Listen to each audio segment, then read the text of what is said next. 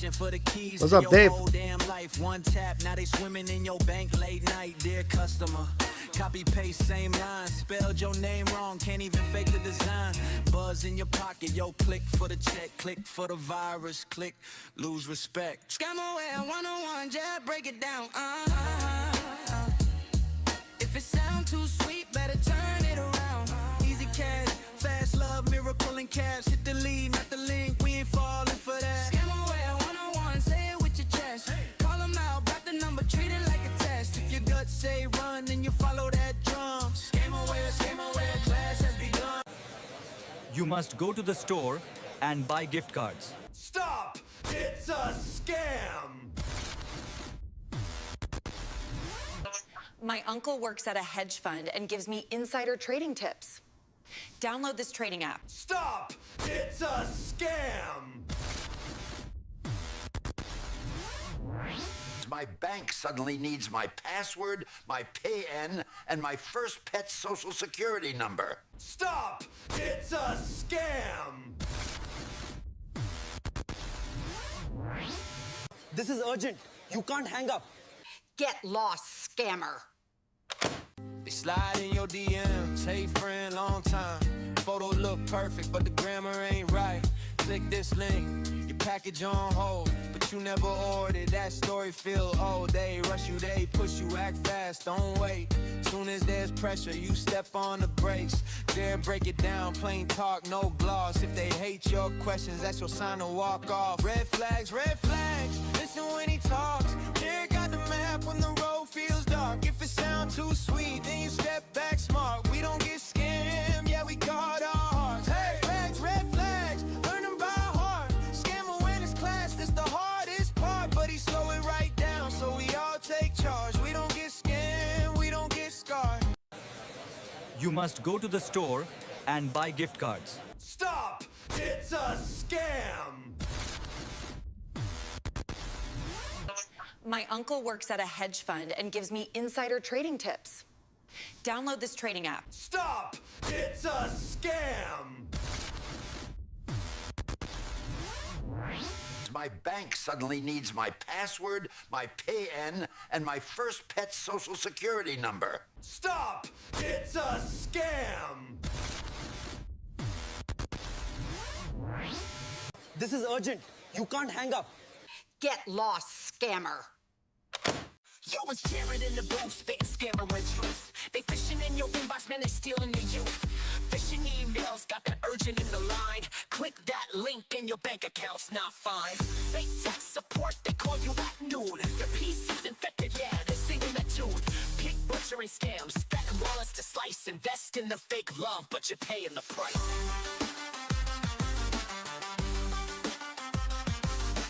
Scamware 101, keep your eyes wide open. If the deal seems sweet, man, they're probably hoping. Snatch your cash when you broken the step. Stay woke, my people, man, these crooks don't care. You must go to the store and buy gift cards. Stop! It's a scam! My uncle works at a hedge fund and gives me insider trading tips. Download this trading app. Stop! It's a scam! My bank suddenly needs my password, my PIN, and my first pet's social security number. Stop! It's a scam! This is urgent. You can't hang up. Get lost, scammer.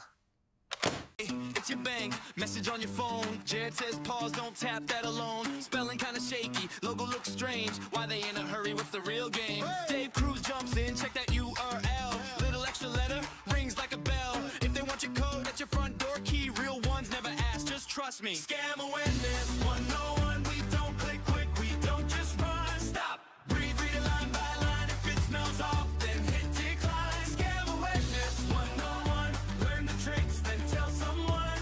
We keep each other safe, that's how it's done. Scam awareness. Scam awareness. 101. John gets a call, your grandkid's stuck. Voice sounds shaky, begging for $1. Jared hits speaker, asks one more thing. What's their middle name? What's their first dog spring? All right, everybody. It's Thursday, 5:50 p.m. and we're live on Facebook, Instagram, YouTube. Welcome to the live stream. This is first time joining. I'm Jared with Scamware 101. And our mission here is to spread awareness about common scams that target you, your friends, your family, just everyday, ordinary folks, because we're targeted from all directions by these scammers, and they're ruthless. They want to take everything you have. So we believe that knowledge is your best defense against scams. And one of the ways that we spread this knowledge is through this weekly live stream by Scamware 101. You can help support what we're doing by hitting that like button, following, subscribing. Check us out on social media. I have some merch available. On this live stream, we're going to go over about 20 different types of common scams that are targeting you. And we're going to go over red flags to help you identify and stop these scams. We're going to share real examples, email scams, phone call scams, text message scams, even some snail mail scams, because scammers still use the postal service to target you. So we're going to be streaming about 2 hours. Plenty of time to get this live stream shared, invite some more people. If there's someone you know that's always getting targeted by scams or false or scams, get them over into the live stream and get them watching here. A lot to learn. And we're going to go over it all this evening. So hit that like button. Say hi in the chat if you're watching. We want to hear from you. And if you want to help out, we have super thanks enabled and memberships enabled over on YouTube as well. So we appreciate any new members, and any super thanks and super chats are appreciated. You can also donate directly, scamware101.com/donate. And we have a mailing list. Best way to keep up to date with what we're doing over here at Scamware 101. Join the free mailing list on scamware101.com and hit join mailing list. Right here, it's free to join, and we'll send you reminders when we're going live and some useful scam awareness tips. So make sure to sign up for the free mailing list. Now, with that said, let's dive into some common scams that are circulating that you should be aware of. We also have some new slides prepared this week as well. So you might notice some more updated and fancier looking slides this evening. So the first scam we're going to talk about are fake Evite scams. This one's been circulating a lot for the past month or so. And this is when scammers send fake Evite emails that impersonate popular services like Evite and Punchbowl. The realistic looking emails include a malicious link that either downloads malware or steals the victim's login. And what's interesting about this type of scam is that when someone gets infected with this scam, it's actually a virus. It infects them, and then it emails itself to the contacts of that person. So we usually get reports about this scam in groups. But here's a few examples that we have where you can see on the example one impersonates Punchbowl. It has our Punchbowl logo, says you're invited, an envelope, and a button to open invitation. But if you click that button, you're going to get infected with malware or taken to a fake website that steals your login details. There's another example here too that impersonates evite.com. And you can see it's an envelope that says you're invited with a button that says RSVP and view invitation. But if you click it, you're going to get infected or your login details are going to get stolen. So this goes back to rule number one. Always avoid suspicious links. All right, if you weren't expecting this Evite from someone, it's best to reach out to the supposed sender and confirm that they actually sent you this, because clicking the link could infect you. Right? Real Evite and Punchbowl emails will actually come from evite.com or punchbowl.com. They won't come from your friend's email address. So even if it looks like it's legit because coming from a friend, that doesn't mean you could trust it. In fact, that's a sign that's not legit. Right? So some warning signs: watch out for suspicious links, watch out for generic greetings, unexpected invitations. You always want to be cautious and confirm that whoever sent them really sent them to you. Requests for information, urgency or pressure, right? All common scam tactics to be aware of and warning signs. So best practices, you always want to verify the sender. Look, if this invitation doesn't come from evite.com or punchbowl.com, you know right off the bat that it's a scam. All right. Go directly to the site instead. And as an extra cybersecurity precaution, you always want to have multi-factor enabled too, MFA enabled for your email. So if you are tricked into giving away your login, at least it's one more hurdle that the scammers have to get through to access your stuff. So watch out for these fake Evite scams. Again, they look very professional. They look legit. They come with a Punchbowl logo or an Evite logo, have fancy graphics to try and make it look real, but it's not. All right, be suspicious and always verify with the person who supposedly sent these to you. We got a few reports about these, and they're becoming more and more common, this scam. So be aware, watch out for it, and make sure your friends and family are aware of this fake Evite scam, because it's currently circulating. And that's the first scam of the evening. Let's continue on. Next one, we're going to talk about some social media scams, specifically in the Facebook comments. These social media comment scams, they're schemes where criminals, they post deceptive messages in the Facebook comments section. And they'll often pose as giveaways or friendly users to try and lure victims into adding them as a friend or messaging them. And we have a few examples that we're going to share with you this evening. And the first batch of examples here of Facebook comment scams that you might encounter are fake prize and sweepstakes winner scams.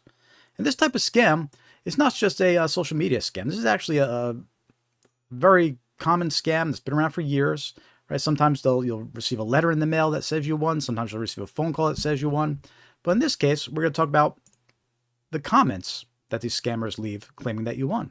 Right? And a lot of times these comments, they're impersonating legit organizations. Right? In this case, in the first example here, it impersonates a Reba McEntire fans club. Right? It says, "Congratulations, you have been selected as one of the random winners. Your name has appeared on the winning list. Please get back to me upon receiving this message." But it's a scam. They're trying to lure you in. They're trying to get you to message them or add them as a friend. Right? And once you do that, a lot of times what happens with this scam is they try to get you to pay taxes and fees to claim this prize. But the prize doesn't exist. It's just a trick. Right? They're going to keep any fees or taxes you pay on it. Right? And this next example impersonates the Eagle 100.9. Right? It's impersonating a radio station. It says, "Jessica, congratulations on being chosen as today's winner. Visit my page." But it's a scam. It's a trick. Here's another one. "Toby Mac giveaways. Lorraine, you won. Visit my profile." Don't do it. It's a scam. Right? You got to be suspicious of any unsolicited claims saying that you won. Right? Especially if they're claiming to be from Publishers Clearinghouse. It's a very common scam that's actively circulating. Right? So watch out for these comments claiming that you won a prize or sweepstakes. And just because the examples I'm showing you are found on Facebook, really need to watch out for these types of scams on all sorts of social media. Another common scam that you'll find in the comments on social media are harmful comment links. Right? These scammers, they'll leave links, they'll post harmful links. And a lot of times we see these on news profiles and news posts, right? Because they like to take advantage of breaking news, especially when something's happening in real time. People are curious, something's going on, there's breaking news, they're reading a post, they're seeing what the comments say, and these scammers pop in and they claim that they have additional footage or they know something about what's going on, right? And then they post the fake link to try and get you to click the link. But if you click the link, you'll get infected with malware, right? And you can see a few examples here. "I saw it all unfold live. Here's a raw footage they're not showing. And it has a link to a fake website. Click that link, you get infected with the virus." Right? Next one, "I managed to record the moment it happened." And then they have a link to the website. It's a scam. Click that link, you get infected. And there's another one. "I froze for a second, then hit record button. This is what I saw." Right? But that link is going to take you to a fake website. And notice in these examples, they actually impersonate Sky Sports. But it's not really Sky Sports. They're fake websites. So watch out for these links that are left on news posts in the comments, right? Especially by strangers. They're going to try to take it to these harmful websites. Another example of a scam that you'll find in the comments section on Facebook and other social media are requests to send someone a message or requests to send a friend request from strangers, right? Because what they'll do is they want to leave you comments. These scammers leave comments because if they message you directly, they'll get blocked, right? So what they do is they leave comments trying to get you to message them, trying to get you to send a friend request to them. That's how the scam works, right? And for example, here's a few examples of those. "Hello, sorry for the inconvenience. I saw your profile. It's really very interesting. You seem like a great person, so I'd really like to have you as a friend. I think we can keep in touch since I'm new here on Facebook. Please send me a friend request. I'm waiting to accept you." But it's a scam, right? There's another one. "Jim, I have some questions for you. Could you please send me a private message or add me as a friend? Thanks." Don't do it. It's a scam. And there's another example. "Debbie, text me on messages, please. I want to ask you something important. It's private, if okay with you." But it's a scam, right? And what these scammers are trying to do is they're trying to initiate a conversation with you. And most likely it's going to be a long-term deception scam, meaning that they're going to spend a week or two trying to gain your trust. But once they gain your trust, they're going to hit you with the scam, whether it's a crypto scam, a pig butchering scam, a romance scam, right? It starts with something as simple as a comment, asking you to send a message or asking you to send a friend request. Right? So don't trust it. These are very common scams that you'll find in the comments section of Facebook. Right? So watch out for these fake prize comments, these harmful links to fake news websites, these messages. asking for you to send a message or a friend request, right? They're all scams. Be suspicious. Don't talk to strangers, right? We learned that as kids. Never talk to strangers. That still applies to today. So watch out for those common scams. And we're going to talk about pig butchering and romance scams more. You know, they're very dangerous scams. They're long-term scams. And they get started with something as simple as a comment on Facebook, right? So pig butchering scams. Maybe you heard the term before. Let me know in the comments if you have. But a scammer builds a fake relationship with victims online. You know, not necessarily a romantic one, but just a friendship one too. And it convinces them to invest in something that's fake. And the scammer takes the victim's money in the process. Now, this is an extremely dangerous scam because what happens is these scammers, they want you to invest in your life savings, your retirement fund, and everything. And what they do is, it is pretty wild, right? What they'll do is they'll send you to these fake websites, or they'll have you download an app, right? An investment app, but they're fake and they're designed to show returns, even though you're not getting any returns, right? So the victims think that they're depositing their money and they're making money, but they're not. It's actually all fake. And it's very realistic, very convincing. Sometimes they have the victims think they're members of these trading groups and participate in phone calls, right? But it's all part of the scam. In this scam, it'll start with something on social media, just like I showed you, right? In the comments section. Or it can start from a wrong number scam. You get a random text message that says, oh, I'm sorry, it's a wrong number, right? But you seem nice. Let's be friends.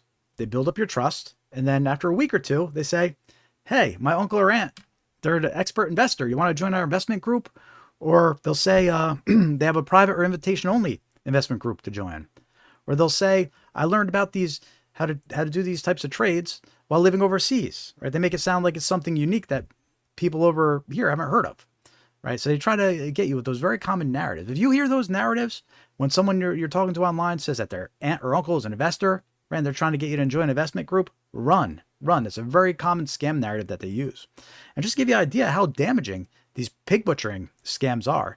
In 2024, $744 million was lost to these types of scams. And that's just for consumers over the age of 60, right? $744 million. And that was in 2024.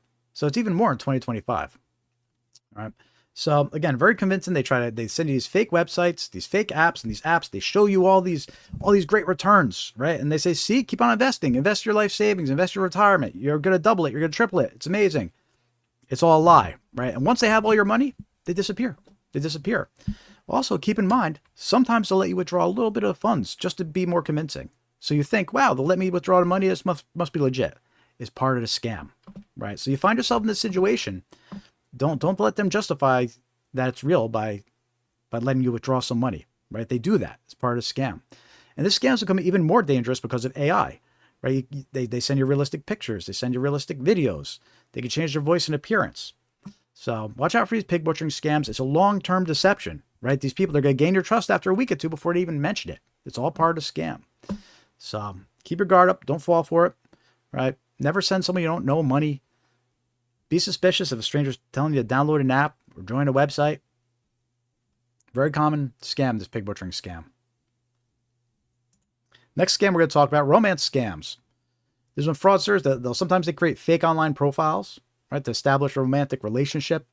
They manipulate victims into sending money or personal information, and they prey on emotional vulnerability, right, often claiming financial or medical emergencies.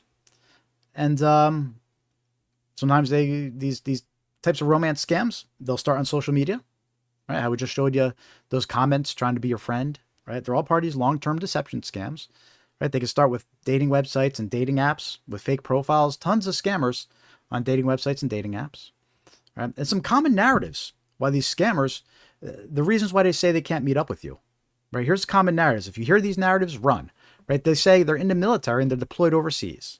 Okay, very common for scammers to say that as their excuse of why they can't meet in person. Right? Sometimes they say they're an oil rig contractor stationed on an offshore rig. Right? That's common too. Right? You hear this narrative, run. Sometimes they say they're an international worker overseas on business. A recent report said that the scammer said that they were working for doctors, doctors across borders or doctors with no borders, right? And they're in a foreign country. Very common narratives of why scammers can't meet up with you. So if someone you met online on a dating website or dating app is giving you one of these excuses, it's a red flag.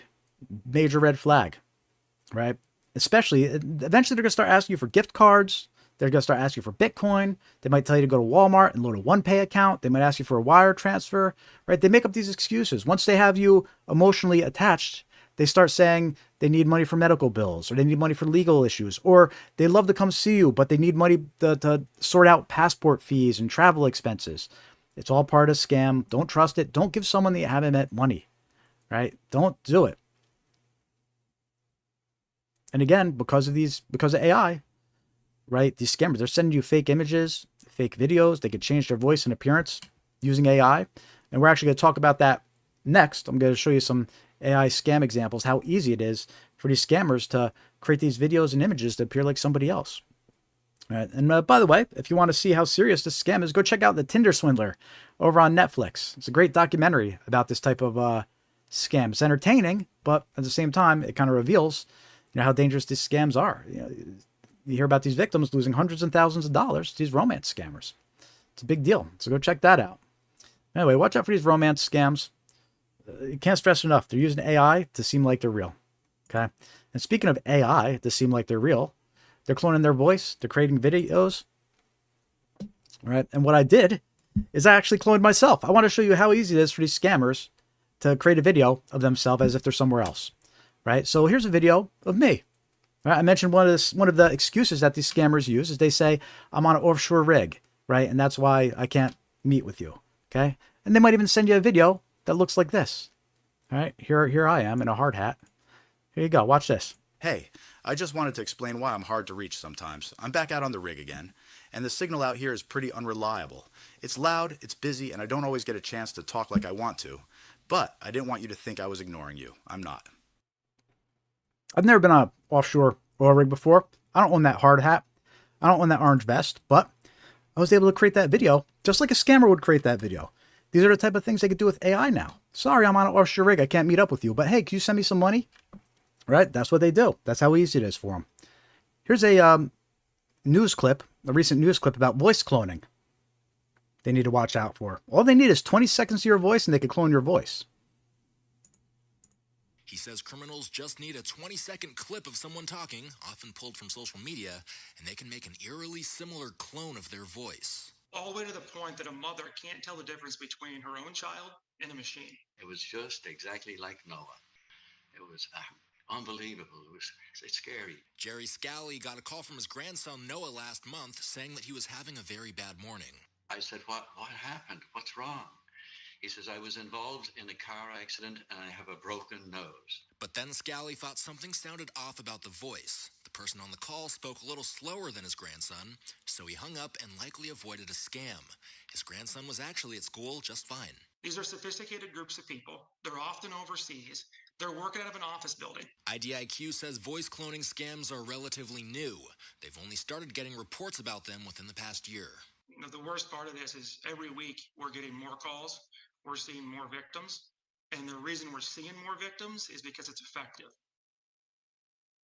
Look, these scammers, they've fully embraced AI now. They're using it to clone voices, clone videos, create videos, create realistic emails and texts, right? Those phone calls that you used to get, used to be able to kind of say, oh, you know what, it's got an accent, maybe it's a scammer. Well, now it's not necessary anymore. Now these scammers, they could create non-accent, realistic sounding phone calls. We're going to share some of those phone calls with you in a little bit too. But it just goes to show, you must verify before you trust anything, right? Call back using a known phone number if they're leaving phone numbers, right? Never trust the phone numbers they're leaving. I'll share some more examples with that on the live stream. So watch out for these AI scams. Let's talk a little bit about employment scams. The job listing promises great pay, but requires the victim to pay up front for training, supplies, or something else. It's not a real job. We have a couple text message examples here to share with you about this type of scam. The scammers use text messages and social media to offer fake jobs with too good to be true pay. Know the red flags and protect yourself. All right. So here's some examples right here. Hello, my name is Lisa, and I'm a recruiter at CleanSpark. Several recruiting firms have recommended your resume, so our company has an online job for you. There's a free part-time, full-time, remote online job with free training. Right, and they say the hours is 30 to 60 minutes per day. Right, and You can get up to $200 to $1,000 per day just for 30 to 60 minutes, right? Sounds crazy because it is. It's not true. And you'll notice in these examples, the only contact info they leave is a WhatsApp phone number. So that's a major red flag too. If all they're leaving is a WhatsApp phone number, it'd be suspicious, right? Especially if you didn't apply for a job and you're getting text messages now. Real employers won't be contacting you through text message like this. Real recruiters. Another example here. Hello, this is a TikTok recruitment center. TikTok is one of the most popular short form videos of over 2 billion monthly active users. Yada, yada. We are now hiring 3,000 TikTok backup talents. And then, of course, this example, they also just leave a WhatsApp phone number. Major red flag. Major red flag. So watch out for these employment scams. If they ask you to send them money or pay for something, it's a major red flag. Real jobs shouldn't ask you to be paying them. Right? If they ask for money, for fees and training costs, they ask for your bank details, major red flag. Now, best practice is you want to research the company, apply through official channels. Okay, don't be trusting these text messages that you get. And always be skeptical. Right? These employment scams are a big problem. They're a big problem, especially when you get them through text message like this. There's even been people that they get fooled by these employment scams and they get offered a overseas job that they actually go overseas to, and they end up getting trafficked to these scam call centers. They actually get held captive and forced to scam. And it all starts from these fake employment scams, falling for a fake employment scam like this. So don't fall for it. Be suspicious of any text messages out of the blue claiming there's a job opportunity for you. Very suspicious. Let's talk about fake retail website scams. This one picks up a lot during the holidays, but it is active all year round. So important to be aware of these fake retail websites. Scammers create these fake websites that sell products that are never delivered. Victims are lured in by unbeatable deals and lose money once they pay. And keep in mind, the scammers actually want to steal your payment details. They want to steal your payment details and use them to buy much more expensive things. Okay. And here's an example of one of these scams. You see this one. This example was around the holidays during Black Friday. And it's offering you these free wireless earbuds, just pay shipping, which is a very common scam narrative. They make you think that you're going to get this product that's worth $100, $200, but just pay shipping. It's actually a trick. They're just trying to get you to enter your payment details so they could steal it, right? And they'll use popular items like these wireless earbuds, for example. So be careful if you're going to enter your payment details on a website you've never heard of before. You should definitely do your research, see if there's some reviews, see if there's some reports. And if it sounds too good to be true, it probably is, right? So there's a bunch of ways you could end up on these fake retail websites.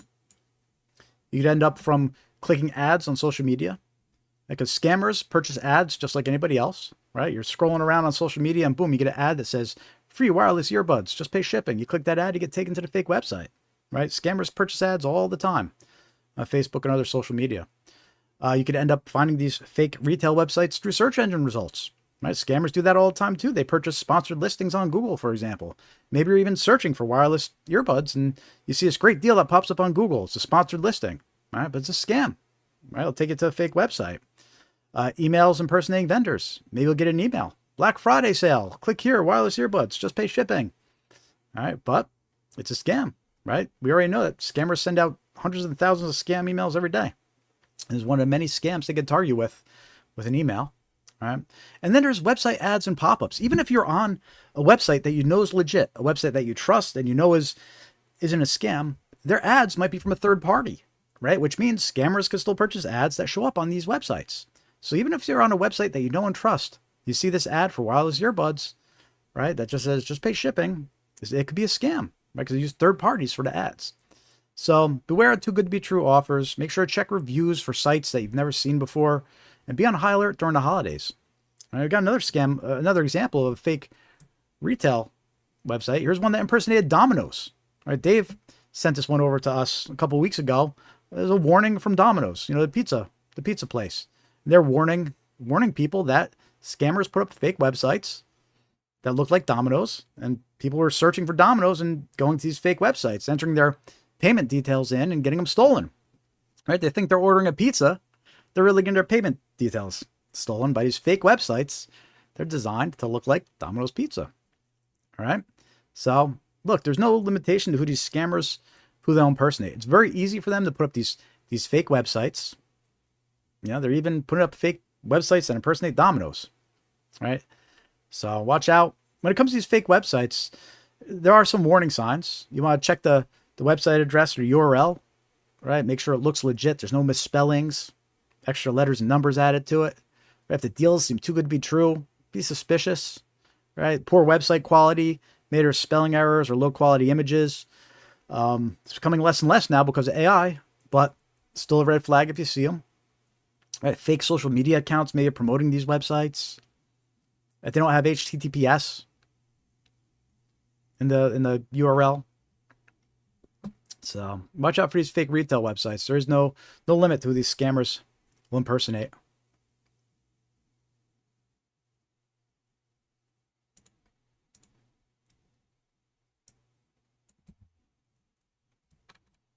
Right ahead of schedule. Next scam we're going to talk about here. Fake order scams. Let's spend a couple minutes on this one, because this is one of the scams that were being targeted from all directions. These fake order scams being targeted with text messages, phone calls, emails, claiming an order was placed. What these fake notifications, what they do is they'll include a phone number to call to dispute the order. But the phone number actually calls a scam call center, and you're dealing with scammers. You think you're talking to customer support, resolving an order that was placed on your account. You're actually talking to a scammer.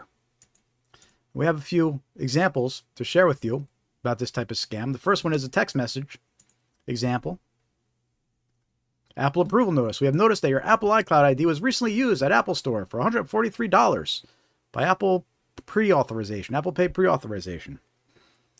And then it goes on to say, call this number immediately to cancel the charge. Right? And the whole idea is, this isn't real. There wasn't a $143 charge. But the whole idea is these scammers want you to think there was. This way you call the number, and when you call the number, you get connected to a scammer. Right? And again, this is an extremely dangerous scam, being targeted with text messages and emails. They can impersonate any vendor. They could claim anything was purchased. Right? Very, very tricky. Very tricky. And we have a victim story here to share with you. It was a 23-year-old Lincoln from woman. Now notice the age, 23 years old.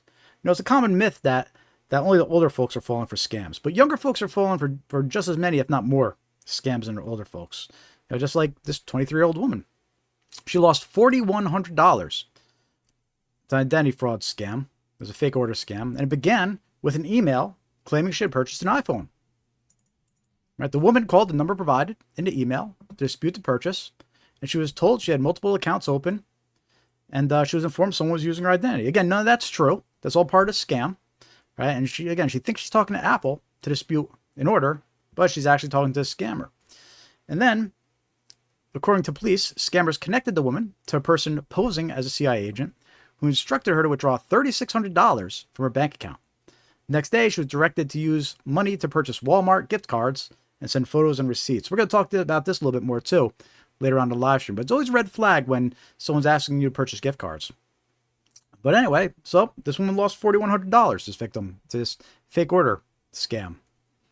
Just because these two examples happen to mention Apple, that doesn't mean that they always are impersonating Apple. They can impersonate anybody. And I have a couple more examples I'm going to share with you here regarding these fake order scams. These are actually phone call examples. Phone call fake order scam examples. All right. Let me know in the chat if you've received phone calls like these that impersonate Amazon or impersonate Walmart. Here's the first example. First one impersonates Amazon and claims a MacBook Pro was purchased.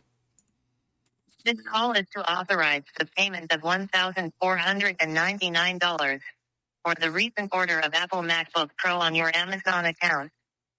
If you do not authorize this payment, please press 1 to speak to our customer support representative. Right, that's a scam. If you press 1 or call back the number shown, you're going to be connected to a scammer. And they're going to go on with that whole narrative about your identity has been stolen. And they're going to try to steal your personal information. There's another one. This one impersonates Walmart. It claims the PlayStation was purchased under your account. And both of these examples are still circulating. Every week when we check the ARP scam tracker map, people report receiving these exact same phone calls. So these have been circulating for over a year or two at this point. We are trying to contact you concerning an unverified purchase of PlayStation 5 Special Edition bundled with Pulse 3D headset being ordered from your Walmart account for an amount of $859.50. If you did not authorize this transaction or wish to cancel, please press 1 or return our call on same number at your earliest convenience. Those are two examples with fake order scam phone calls. One impersonates Amazon, one impersonates Walmart.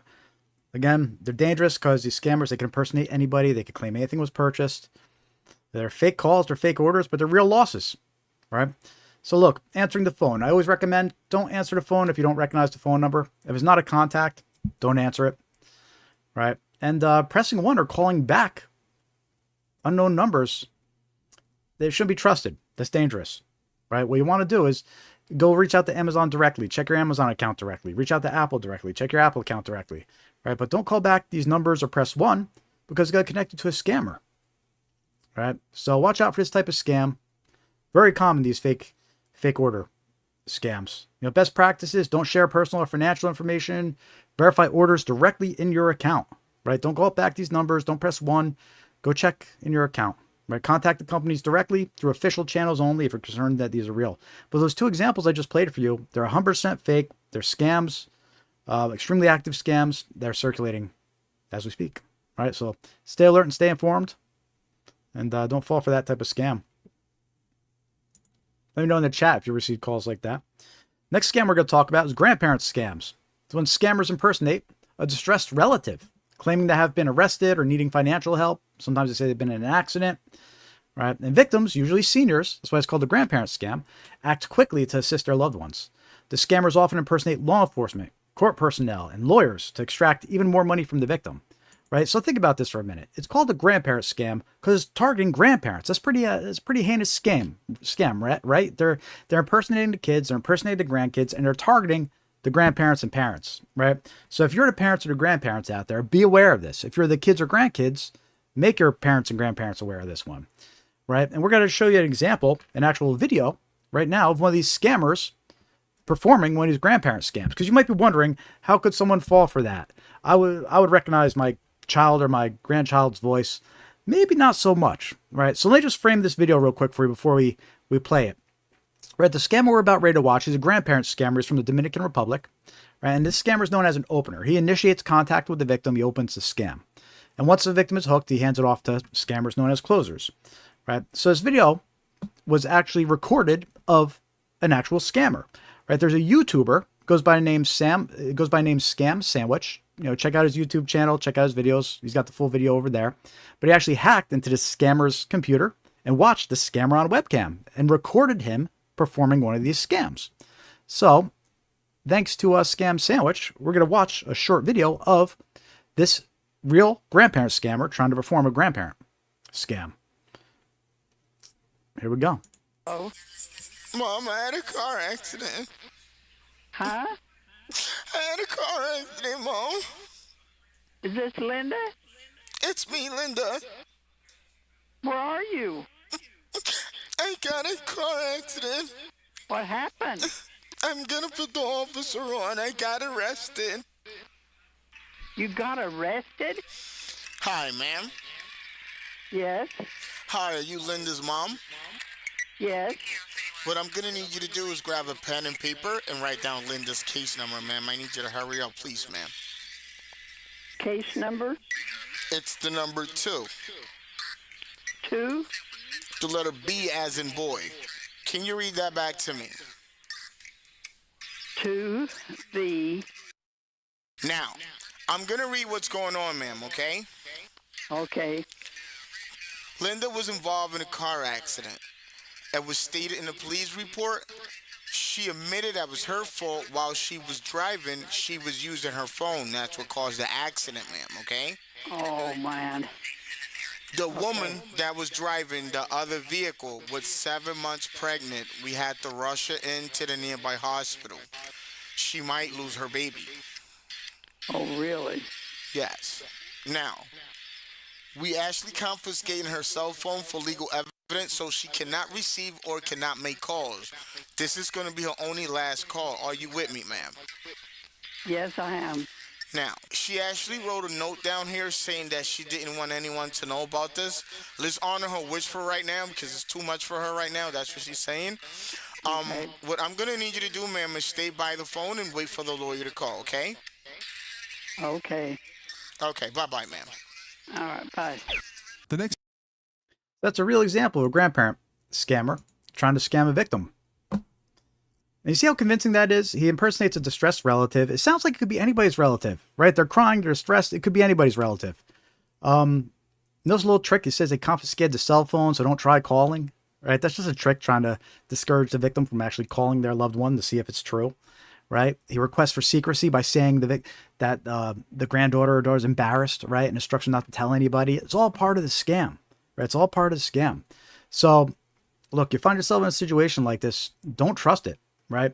The official recommendation is to create a passphrase or secret question with your family members and your loved ones so you can confirm, what's actually going on, that it's them.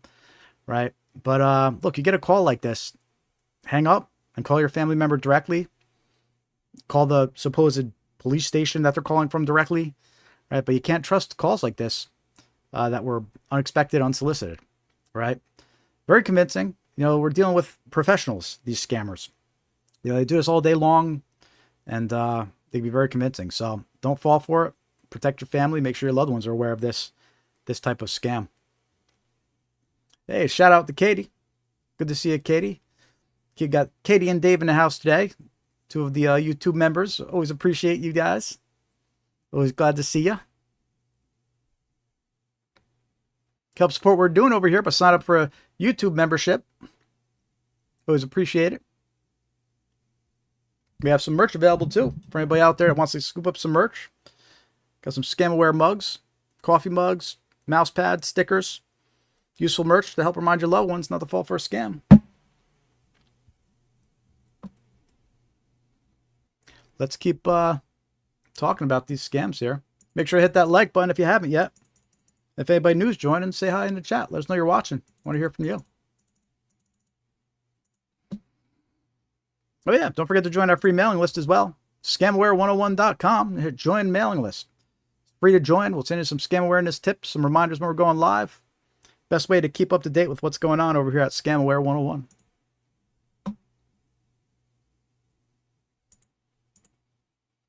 So the next scam we're going to talk about here is road toll scams. When scammers impersonate road toll services like EasyPass, SunPass, Fast Track, they claim an unpaid toll is due. Victims are usually contacted by text message or email containing a link to pay. However, the link opens a fake website designed to steal any personal or financial information entered by the victim. There never was a toll due, right? And we started seeing this scam a couple of years ago now at this point, and it's evolved. At this point, they're impersonating they're in every state, they're impersonating every toll service around, right? SunPass, QuickPass, Peach Pass, good to go. EasyPass, Maryland, Drive Easy Maryland, Fast Track, North Texas Tollway, DMV, Department of Transportation. Right? They're impersonating them all. And basically, you might get some text messages that look like this. Notice of toll evasion. You have an unpaid toll bill on your account. To avoid late fees, pay within 12 hours, or late fees will be increased and reported to the DMV. Right? Don't do it. It's a scam. Don't trust links. All right? You get these unsolicited links sent to you in a text message or an email. You never want to trust links. Okay? Another example, your vehicle has an unpaid toll bill. To avoid excessive late fees on your bill, please sell it promptly. Thank you for your cooperation. And there's a link to the fake website. Don't fall for it. It's a scam. Final warning, unpaid tolls, failure to pay may result in further penalties. And they even have a deadline, March 12th. All right, but it's a scam. Don't let them create this urgency and trick you. Okay, Easy Drive, Massachusetts, reminder, your bill for $6.99 is due soon. Please visit. There's a link to the fake website. And notice in most of these examples, there's an instruction at the end that says, please reply yes, then reopen the message. Exit or reopen the text message. That's a big red flag too. We'll talk about that more when we're talking about red flags, but it's worth noting. All right, so watch out for these text messages. In the case of you get a message like this, what you could do is go check out the app directly, or go to the official website of EasyPass or whichever service they're impersonating. But don't trust these links, right? Even though these links, they'll make them look real. They'll include SunPass in the name or EasyPass in the name, but it's just a trick. Can't trust it.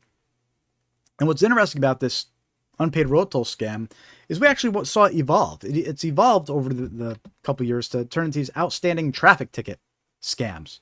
Right? So instead of saying that you have an unpaid toll, they say you have an outstanding traffic ticket.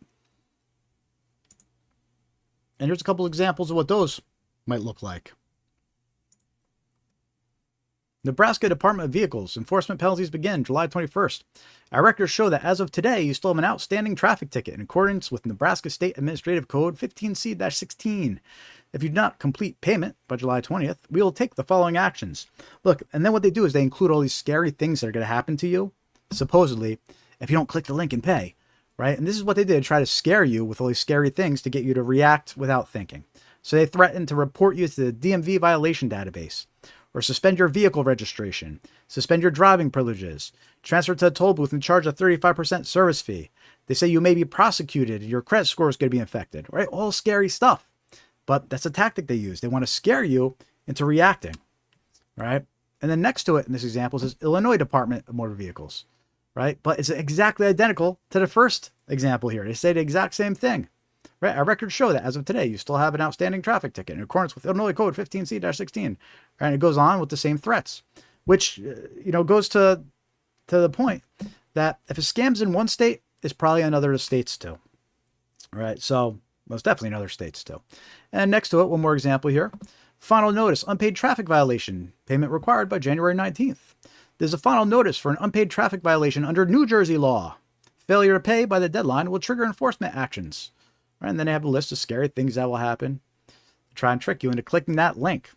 Don't trust it. It's a scam. Let me know in the chat if you've been targeted by this scam before. I know I have.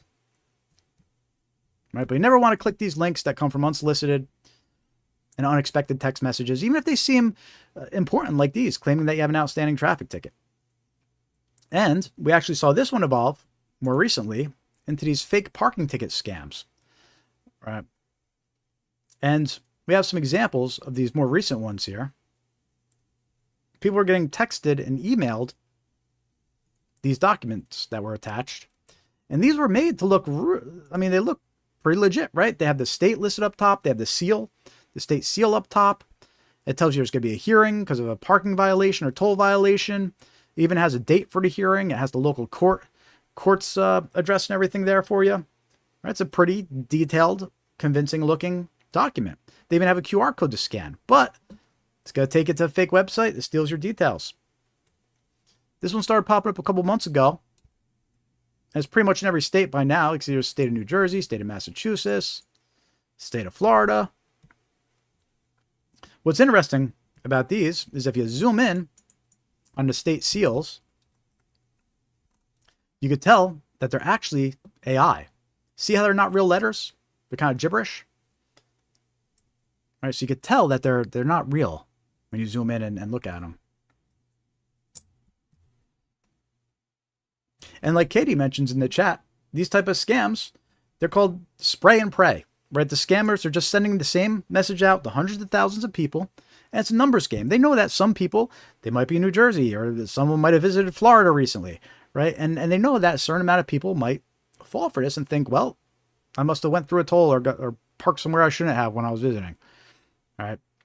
So just like Kay says, it's a spray and pray type of scam.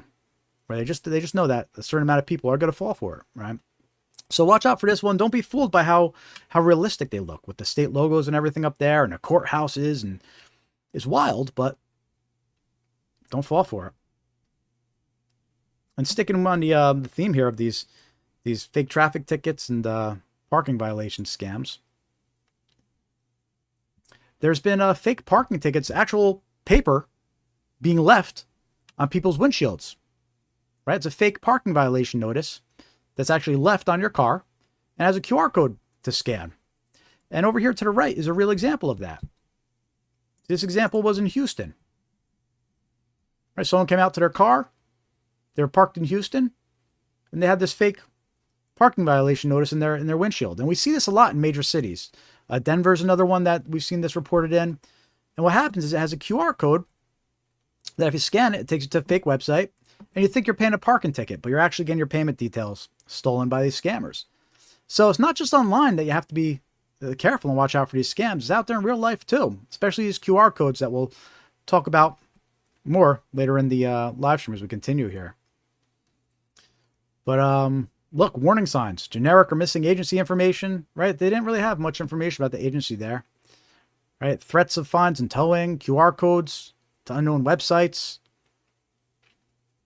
You need to look carefully and verify independently, right? You want to visit the official website of the city and confirm whether it's a real violation or not.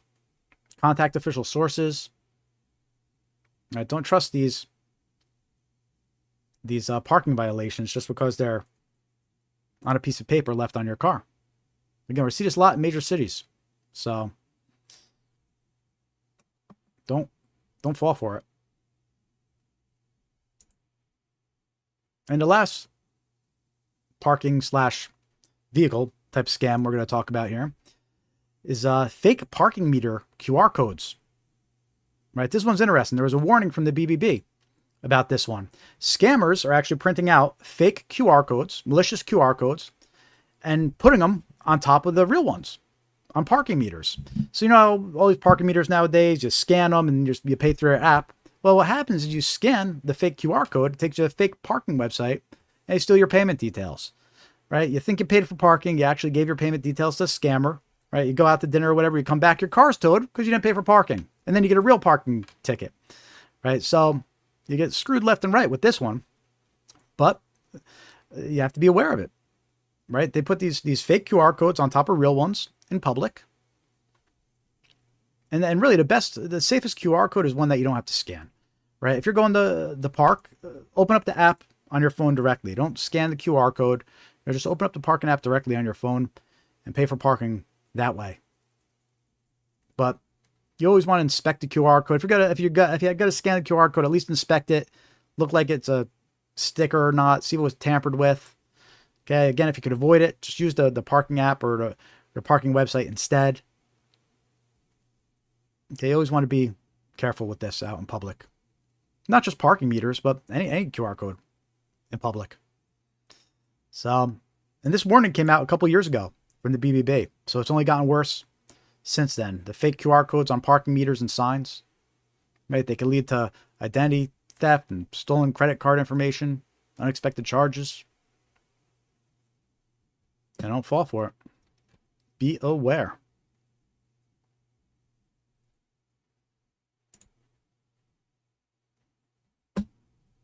How's everybody doing this evening? If you're just joining, welcome to the live stream. I'm Jared with Scamware 101. We do this live stream every week to spread awareness of common scams targeting individuals. You, me, your friends, your family, right? We're all under attack by these scammers. You know, it's important to be aware so you can protect yourself. Make your friends aware, make your family aware, right? It's the number one way to defend yourself from scams is being aware of them. All right. So give us a quick like and follow if you haven't yet. We're on all your favorite social media platforms. You can check out our website, Scamware 101. Join the free mailing list. It's free to join. We'll send you some scam awareness tips, some reminders. We have links to all our social media pages here too. We're on Facebook, Threads, Instagram, X, Blue Sky, YouTube, of course. So hop on, give us a quick like and a follow. We appreciate it. It really does help. And we're going to be streaming until about 8 o'clock tonight, 7:45, 8 o'clock. So still plenty of time to share this live stream, get some more people in here and spread awareness about these scams. Right? We're just trying to do something good and get the word out here. If you want to help support us with a few bucks, we appreciate that too. You can check out our YouTube store. And we also have a link to our gift shop or our own website and have some useful merch available. Remind your friends, your loved ones, not to fall for scams. They make great gifts for the friends and loved ones that keep falling for scams. We got the assortment of coffee mugs, water bottles, mouse pads, stickers over here on our store. So go check that out. Help support the mission. We appreciate it. We also have memberships enabled over on YouTube as well. Monthly memberships. Again, shout out to Dave and Katie, 2 of our members. We appreciate you always. We have super chats enabled too. If anybody wants to tip a couple bucks, we always appreciate it. Times are tough though. Don't feel obligated. I get it. But it is free to like and share. So we always appreciate the likes and shares as well. Help us do something good by getting the word out here about these scams. Now, this next portion of our live stream, we're going to talk about some red flags. Scammer red flags to help you spot these scams and stop these scams. You know, some of these red flags, they're really your last chance to stop the scam too. You know, these scammers, they rely on deception, urgency, and emotions to trick even the most careful people, right? So red flags are the warning signs that something isn't right.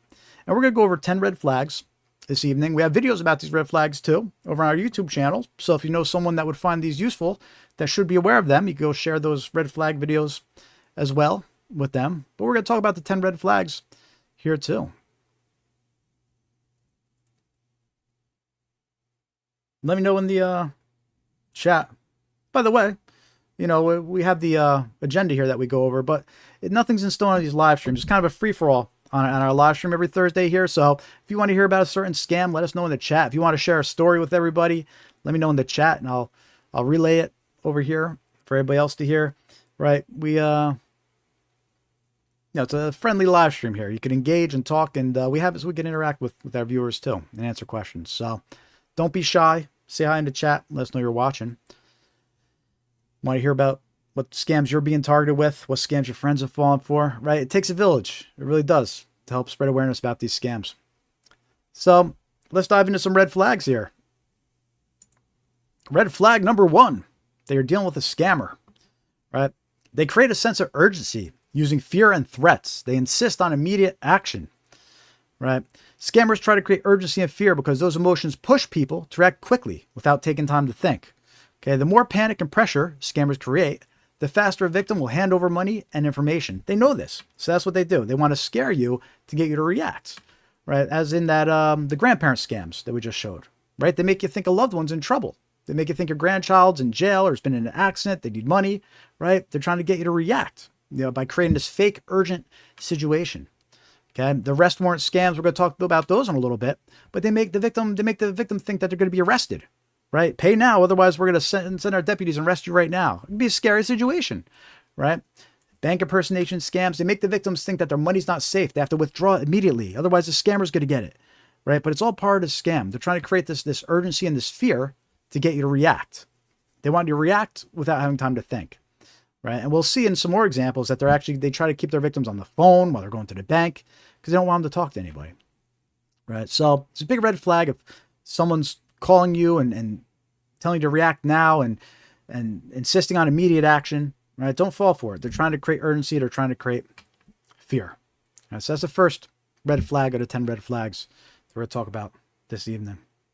Welcome to the live stream, Lisa B. Good to see you.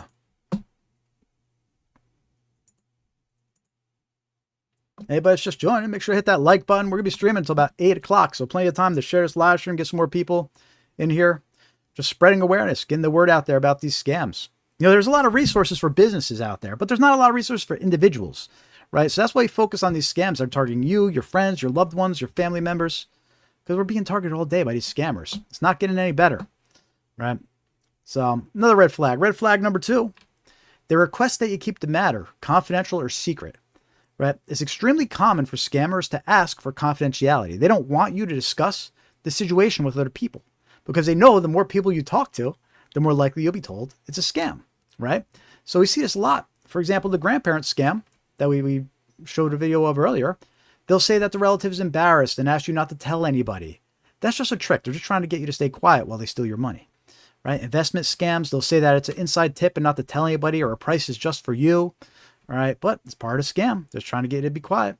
Inheritance scams, sometimes they'll mail letters impersonating law offices, right? And what happens is they'll say that this matter requires confidentiality. It doesn't. Who are they to tell you to keep an inheritance confidential, right? That's just part of their scam. They know that if you talk to somebody might have heard of the scam before and they'll warn you. They'll tip you off, right? Fake fraudulent activity, right? You're dealing with a scammer. They're impersonating your bank. Right, and they're telling you that they have an investigation going on. And what they'll say that you can't tell anybody because you could harm the investigation. And then we're holding you responsible for harming the investigation, right? It's all part of the scam, right? If they're telling you to keep it confidential, to not tell anybody, it's a red flag, right? It's red flag number 2. They request that you keep the matter confidential or secret. All right, watch out for it. Red flag number 3. They ask to connect to your PC to assist or investigate an issue, right? You know, this is becoming more and more common now with these scammers. Why would a scammer want to get onto your device, onto your computer? Because it's a gold mine to them, right? They get onto your computer. A lot of times they can extract your logins and passwords. If you have them saved in your browser, these scammers get on your device, they can actually extract them. And now they got your logins and passwords. Okay. They could encrypt your files, hold them for ransom, right? Blackmail you with anything personal. Maybe you got some pictures on there. You know, they could blackmail you, and they do, right? They could attempt to access your banking websites, any financial information that you have on your computer. It's a gold mine. Think of all of the personal and stuff that you have on your computer, whether it's financial or whatever, right?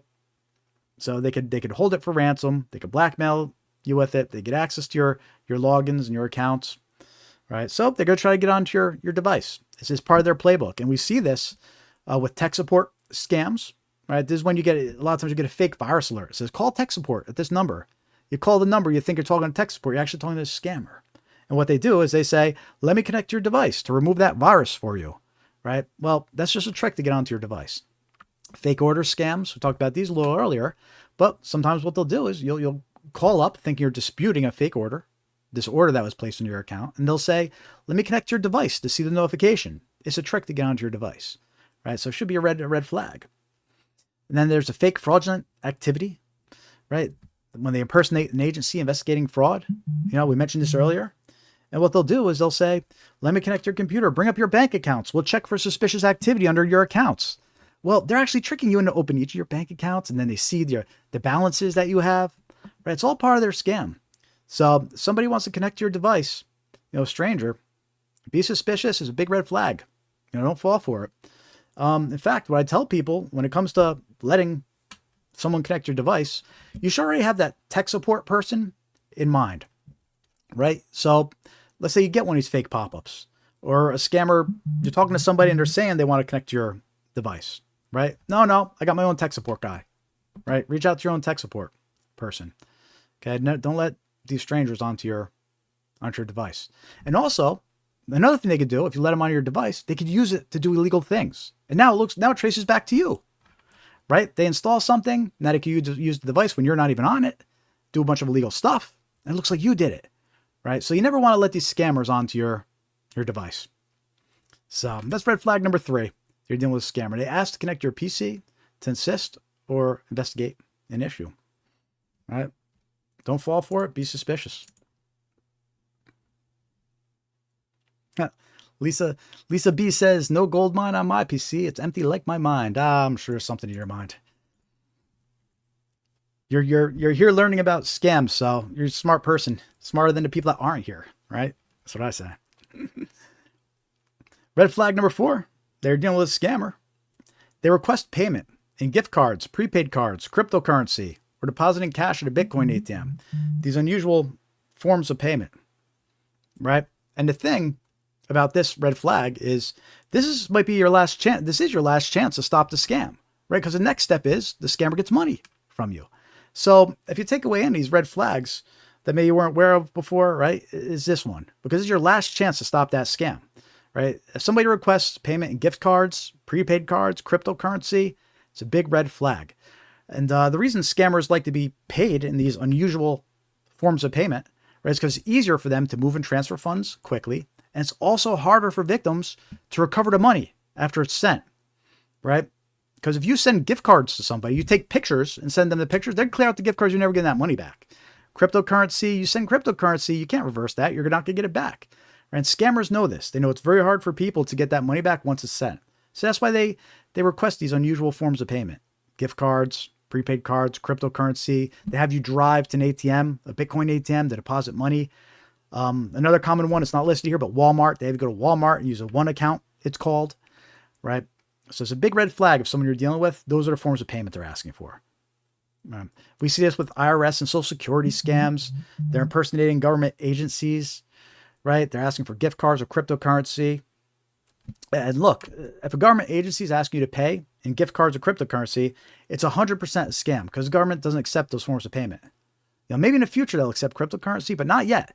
So somebody calls up impersonating government agency, asking for crypto or gift cards. Huge red flag. It's definitely a scam. Don't trust it. Right? We see this a lot with romance scammers. Once they get their emotionally attached victim, what they'll do is they'll start making up excuses. Could you send me gift cards? Could you send cryptocurrency to this address? Right? It's not just because you're giving someone that you're into a gift. They want that because they know you can't get it once it's sent. Right? Because as soon as you send those gift cards, the pictures, not even physically, you take pictures and send the gift card, the pictures of the gift card, it gets cleared. You're still left holding the gift card. It's not worth anything. They cleared out the funds. Right? The bank impersonation scams. No bank is going to tell you to withdraw your money and purchase gift cards or to purchase cryptocurrency or deposit your money at a Bitcoin ATM. Right? No bank's going to ask you to do that. So don't fall for it. It's a huge red flag. It's super important to be aware of this one because, again, it's your last chance to stop the scam. I mean, the next step is the scammer gets the money. And once they have the money, extremely hard to get back. No, if at all. So watch out for red flag number 4. They request payment in gift cards, prepaid cards, cryptocurrency, depositing cash at a Bitcoin ATM.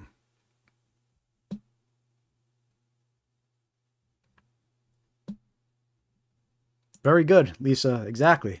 Lisa over in the YouTube chat says, learned years ago, never connect with online tech support and never answer unknown phone calls. Someone phones you, let it go to answering service. If it's a legit call, they will leave a message. Exactly. Exactly. Never pick up phone numbers you don't recognize. They're not in your contacts. Don't pick them up. Don't call back numbers that you don't recognize, right? Scammers, they leave these phones. Oh, here we are. Red flag number 5. Actually, we're going to go into that right now. For example, you get a voicemail. You don't pick up the call, right? You don't recognize the number, so you don't pick up the call. And they leave a voicemail instructing you to call number displayed on caller ID, right? Instead of even stating a number. Okay. You never want to call back the number even if they state it. You always want to go confirm an official number. But a big red flag is when they don't even leave a phone number. Instead, they say, call number displayed on the call, and they mean on the caller ID, right? And the reason they do this is because scammers change their phone numbers all the time, right? Their phone numbers getting turned off. They get new phone numbers, right? And they're not going to update this message every time they get a new phone number. It's much easier for them to say, call number displayed, right? Meaning call a number on caller ID. No legit organization is going to say, call number displayed. They're going to leave a real phone number for you to call. At least try to leave a phone number to call, right? But scammers, a lot of times they won't. They'll say, call number displayed. So, big red flag. We see this with the fake order notifications, right? Those voicemails that we played earlier in the live stream. They say call number displayed. They don't leave a number to call. They say call number displayed. Or they'll say press 1. Both are tricks to get you to call a scam call center instead of the actual organization, right? Utility and internet cable provider scams. They'll say call number displayed, call number shown on caller ID, right? And then you call back. They impersonate your cable provider, your utility provider, but they're not. They're scammers. Right? IRS and tax forgiveness scams. So, any of these scams, pretty much any phone call scam, right? You get these voicemails that says call number displayed. It's a huge red flag. Don't fall for it. That's red flag number 5. Voicemail instructs you to call number displayed on the caller ID instead of stating an actual phone number. Yeah, 5 more red flags to go. By the way, we have videos about these too. So go check out those videos on our YouTube channel. Share them with your loved ones. They should be aware of these red flags. What's up, John? Welcome to the live stream. Better late than never.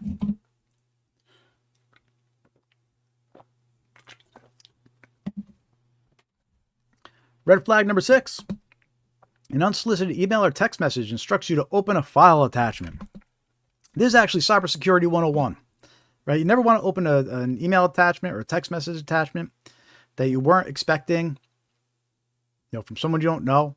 These scammers, they use file attachments to bypass email and text message filters, right? So these malicious emails and text message attachments, they can install malware on your device. They can direct it to a dangerous website, steals your logins. If you don't know who sent the attachment or you weren't expecting it, don't open it, right? And we see this a lot. Fake invoice scams. You get an email or text message. It has a fake invoice attached. Right? You open that attachment, installs a malicious website, or installs malicious malware on your device, takes you to a malicious website, right? And it's all from a fake invoice attached. Undeliverable package scams. We've seen this. You get a text message about a package being undeliverable. It has an attachment. You open up the attachment, infects with malware, takes you to a fake website that impersonates a delivery service. John was over on his oil rig job overseas. Couldn't get here sooner. Nice. That's funny. Unpaid road toll scams. An email or text message, right? It has an attached document. Claims you got an unpaid road toll due, right? We saw a bunch of examples of that earlier. The ones that looked pretty legit with the state logos on them and everything. But they're scams, right? Worst case, they install malware as soon as you open them. Best case, they take the fake website that steals your details. So it's a big red flag if you get an email or a text message with an attachment from someone that you don't know or one that you weren't expecting. All right, be suspicious and don't fall for it. It's red flag number 6. An unsolicited email or text message instructs you to open a file attachment.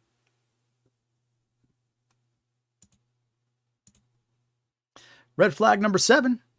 The text message includes an instruction at the end to reply with yes and reopen the message. I pointed this one out a little earlier when we were showing some examples of some text message scams. It's pretty common for scammers to include that instruction at the end of their text messages. They tell you to reply yes and to reopen the message.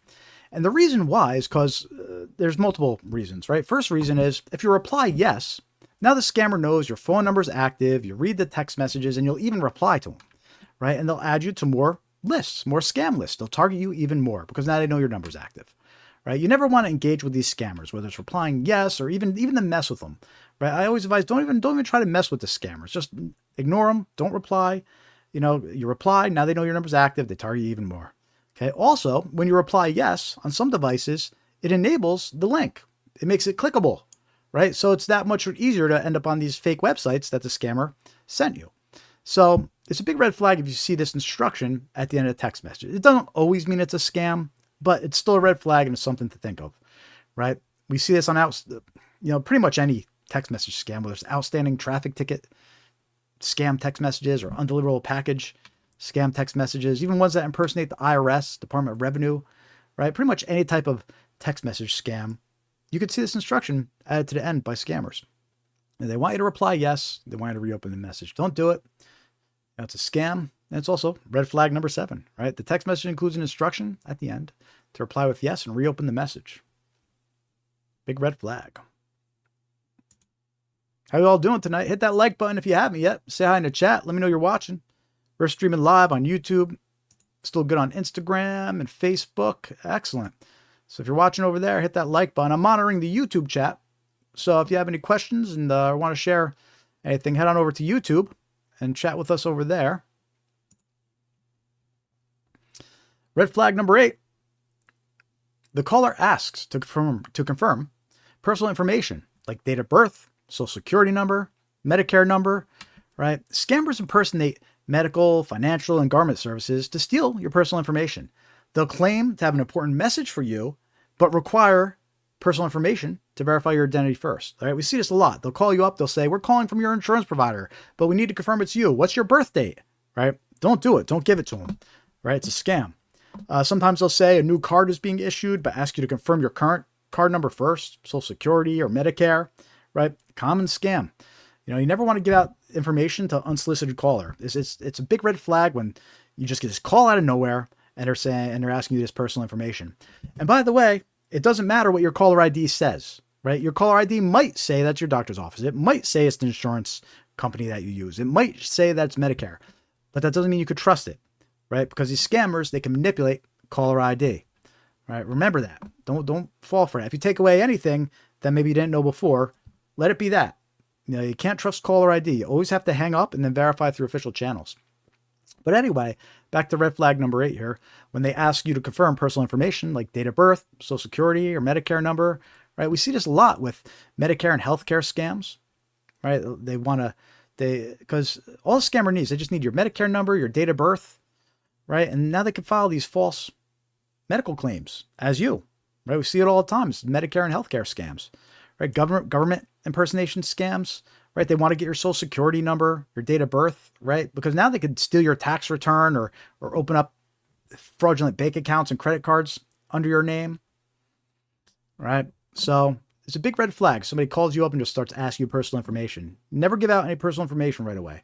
If you want, ask them where they're calling from, hang up, and call back directly. Right? If they're coming it's your doctor's office, call your doctor's office directly. Right? But you have to hang up now. You can't trust it. So I'm just reading the chat here. Yeah, there you go, Lisa. Lisa was saying that she was getting multiple emails. And they had tons of her information. Had loads of her private information. Yep. And that's the thing. I'm glad you brought that up, Lisa, because that's something that people need to remember too. These scammers, they know things about us, right? In fact, they might know who your doctor is. That's why when they call up, they know what to show on the caller ID and who to pretend to be. Unfortunately, there's been so many medical breaches, like our personal information, our medical information, stolen from doctors and hospitals and insurance companies. And these scammers use that information to be more convincing. Now they know who to impersonate when they call you. Sometimes they already have your social security number, right? And by having your social security number, they use that to try and trick you. They say, see, I have your social security number, so I am who I say I am. But it's all part of the scam. So even if the caller knows things about you, that doesn't mean that you could trust it. You still have to hang up. At this point, there's nothing you could trust as far as a phone call that you could give away your information. You have to hang up and verify, right? Because these scammers, they could make the caller ID look like they're calling from somewhere, right? They'll already have information about you because they stole the information and know it about you, right? You really have no other choice but to hang up and then verify. So thanks for bringing that up. But anyway, that's red flag number 8, right? The caller asks to confirm personal information, date of birth, social security number, Medicare number. Don't do it. Can't trust those unsolicited calls asking for personal details.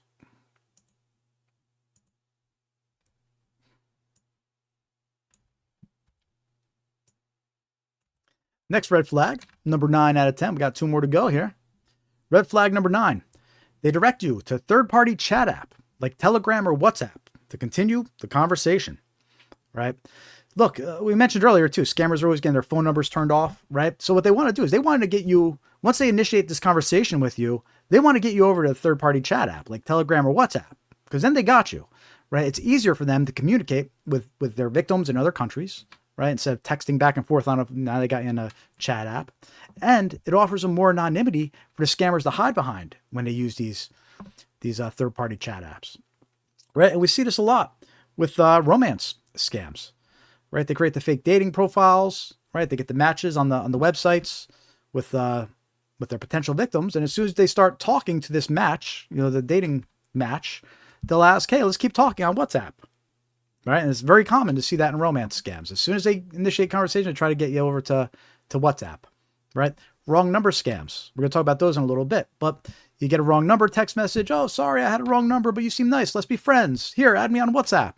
It's part of a scam. They want to get you onto WhatsApp so they could continue their scam, right? Investment scams, they'll direct victims to a Telegram or WhatsApp group to pump up an investment, right? Sometimes there's a bunch of fake bots in the group or other scammers. They make it seem like there's interest in this fake investment, right? But it's all part of their scam, right? So it's a big red flag if you're talking to a stranger online and then they direct you to a third-party chat app like Telegram or WhatsApp to continue the conversation.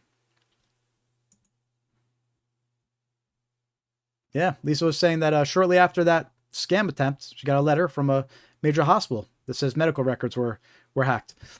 I know that happens to so many people.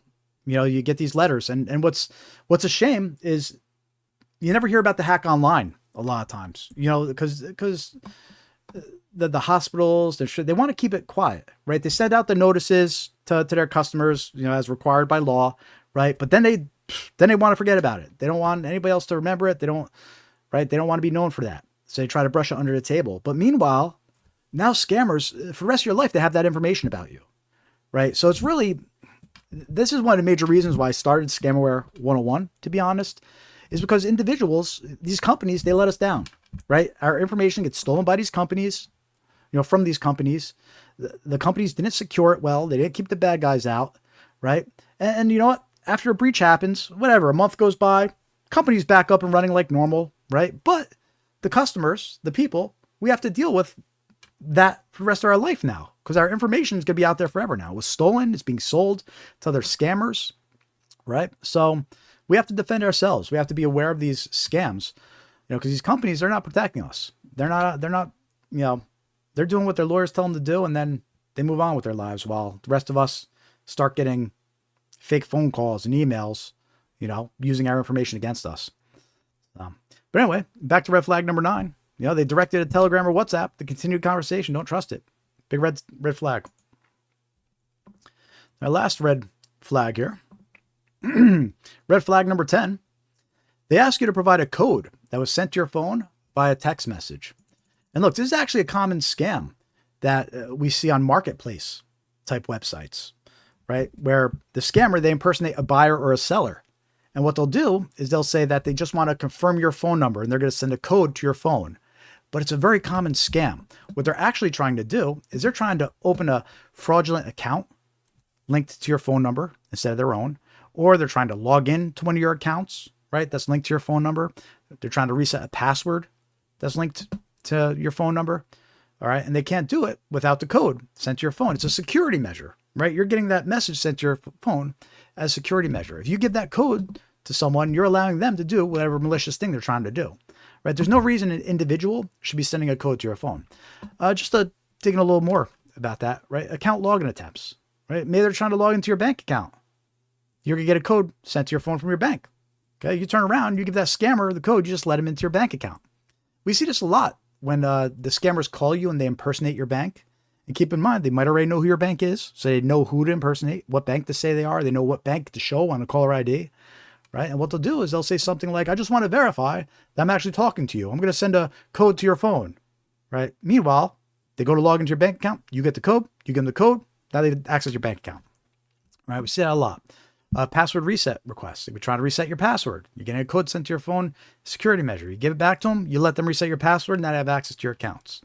Okay. Also, Google Voice scams. This is very common. What these scammers do is they want to register a Google Voice account and use it to scam people. They don't want it linked to their phone number, right? So what they do is they try to link it to your phone number. You get a code sent to your phone. If you give that code back to them, you just allowed them to link a fraudulent Google Voice account to your phone number. So now they're using that fraudulent account to scam people, and it looks like it's coming from your phone number, or it looks like it's owned by your phone number, right? So it's a big red flag if someone's trying to send a code to your phone and asking for you to give it back, right? Don't trust it. It's a scam.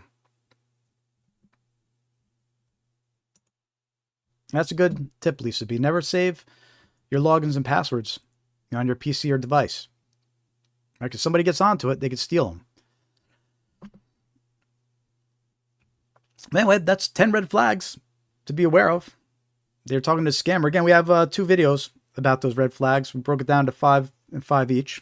So if you find that useful or know someone that would find that information useful, go share those videos. Check them out on our YouTube channel. Important to be aware of. Stop these scammers. Hey, if you're just joining, make sure to hit that like button. Say hi in the chat. Let us know you're watching. We've been streaming since 5:45. We're going to go to about 8 o'clock-ish. So still plenty of time to share this live stream, get some more people in there. We're going to take a quick 5-minute break. And then we're going to continue to live stream uninterrupted, so don't go anywhere. Go play some tunes for you while we take that quick 5-minute break.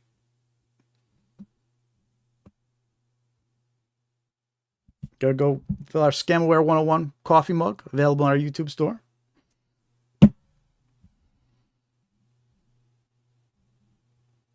And we got a lot more common scams to go over when we get back. So stick around, stay tuned. Got a text on your phone saying password expired.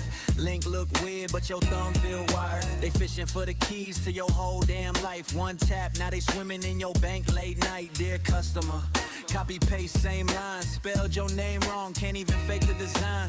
Buzz in your pocket, yo, click for the check, click for the virus, click, lose respect. Scamaware 101, Jared, break it down. If it sound too sweet, better turn it around. Easy cash, fast love, miracle and cash. Hit the lead, not the link, we ain't falling for that. Scamaware 101, say it with your chest. Call them out, block the number, treat it like a test. If your gut say run, then you follow that drum. Scamaware, Scamaware. You must go to the store and buy gift cards. Stop! It's a scam! My uncle works at a hedge fund and gives me insider trading tips. Download this trading app. Stop! It's a scam! My bank suddenly needs my password, my PAN, and my first pet's social security number. Stop! It's a scam! This is urgent. You can't hang up. Get lost, scammer. They slide in your DMs, hey friend, long time. Photo look perfect, but the grammar ain't right. Click this link, your package on hold, but you never ordered. That story feel old. They rush you, they push you, act fast, don't wait. Soon as there's pressure, you step on the brakes. Dare break it down, plain talk, no gloss. If they hate your questions, that's your sign to walk off. Red flags, listen when he talks. Jared got the map when the road feels dark. If it sounds too sweet, then you step back smart. We don't get scammed, yeah, we guard our hearts. Hey, red flags, learn them by heart. Scam awareness class, that's the hardest part. But he slow it right down, so we all take charge. We don't get scammed, we don't get scarred. You must go to the store and buy gift cards. Stop! It's a scam! My uncle works at a hedge fund and gives me insider trading tips. Download this trading app. Stop! It's a scam! My bank suddenly needs my password, my PAN, and my first pet's social security number. Stop! It's a scam! This is urgent. You can't hang up. Get lost, scammer. Yo, it's Jared in the booth, spitting scammer with truth. They fishing in your inbox, man, they stealing your youth. Phishing emails, got that urgent in the line. Click that link and your bank account's not fine. Fake tech support, they call you at noon. The PC's infected, yeah, they're singing that tune. Pick butchering scams, betting wallets to slice. Invest in the fake love, but you're paying the price.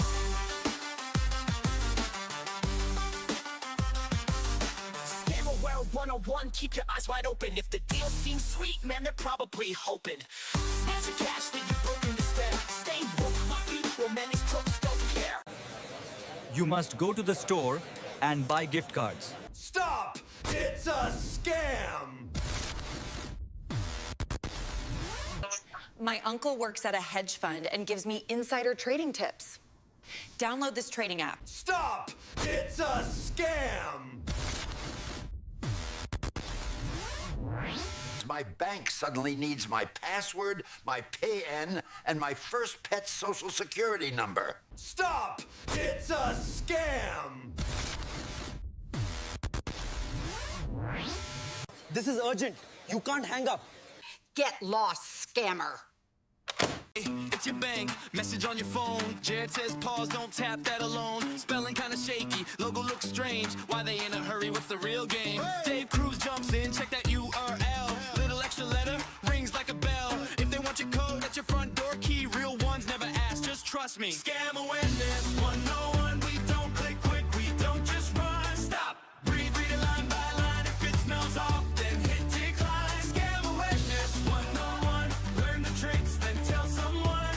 We keep each other safe, that's how it's done. Scam awareness. Scam awareness. 101. John gets a call, your grandkid's stuck. Voice sounds shaky, begging for $1. Jared hits speaker, asks one more thing. What's their middle name? What's their first dog spring? Nigella's on email, congrats, you won. Prize looks fancy, fees day. All right, welcome back. First time joining, welcome to the live stream. I'm Jared with Scamware 101. Our mission is to spread awareness about common scams targeting individuals. You, me, your friends, your family. Look, we're all being targeted by these scammers. They want to take everything we have. Retirement fund, life savings. It's heartbreaking when you hear about a retiree getting their entire life savings stolen by these scammers. And the banks won't help, right? If you're tricked into giving your money away to a scammer, the banks say that's your own fault and they won't help you. So there's this false sense of security that That the banks are there to ensure your money and protect you. But these scammers, they know how to get it from you, and in a way where you're not going to be able to get it back. So super important to spread awareness about these scams and get the word out there. And that's what we're doing here today. We do this live stream every week to help spread awareness. Make sure to hit that like button, like, follow, subscribe if you haven't yet. Say hi in the chat. Let us know you're watching. You check out our website. Join our free mailing list on scamaware101.com. Hit join mailing list, free to join. We'll send you some reminders when we're going live, some useful scam awareness tips. Best way to keep up to date with what we're doing over here. You can also follow us on your favorite social media platforms: Facebook, Threads, Instagram, Blue Sky X, YouTube. We're on them all, except TikTok. We also have a gift shop and our YouTube store. If you want to buy some merch, support the mission over here. They make great gifts for that loved one that keeps on getting scammed. These coffee mugs and water bottles, mouse pads, stickers.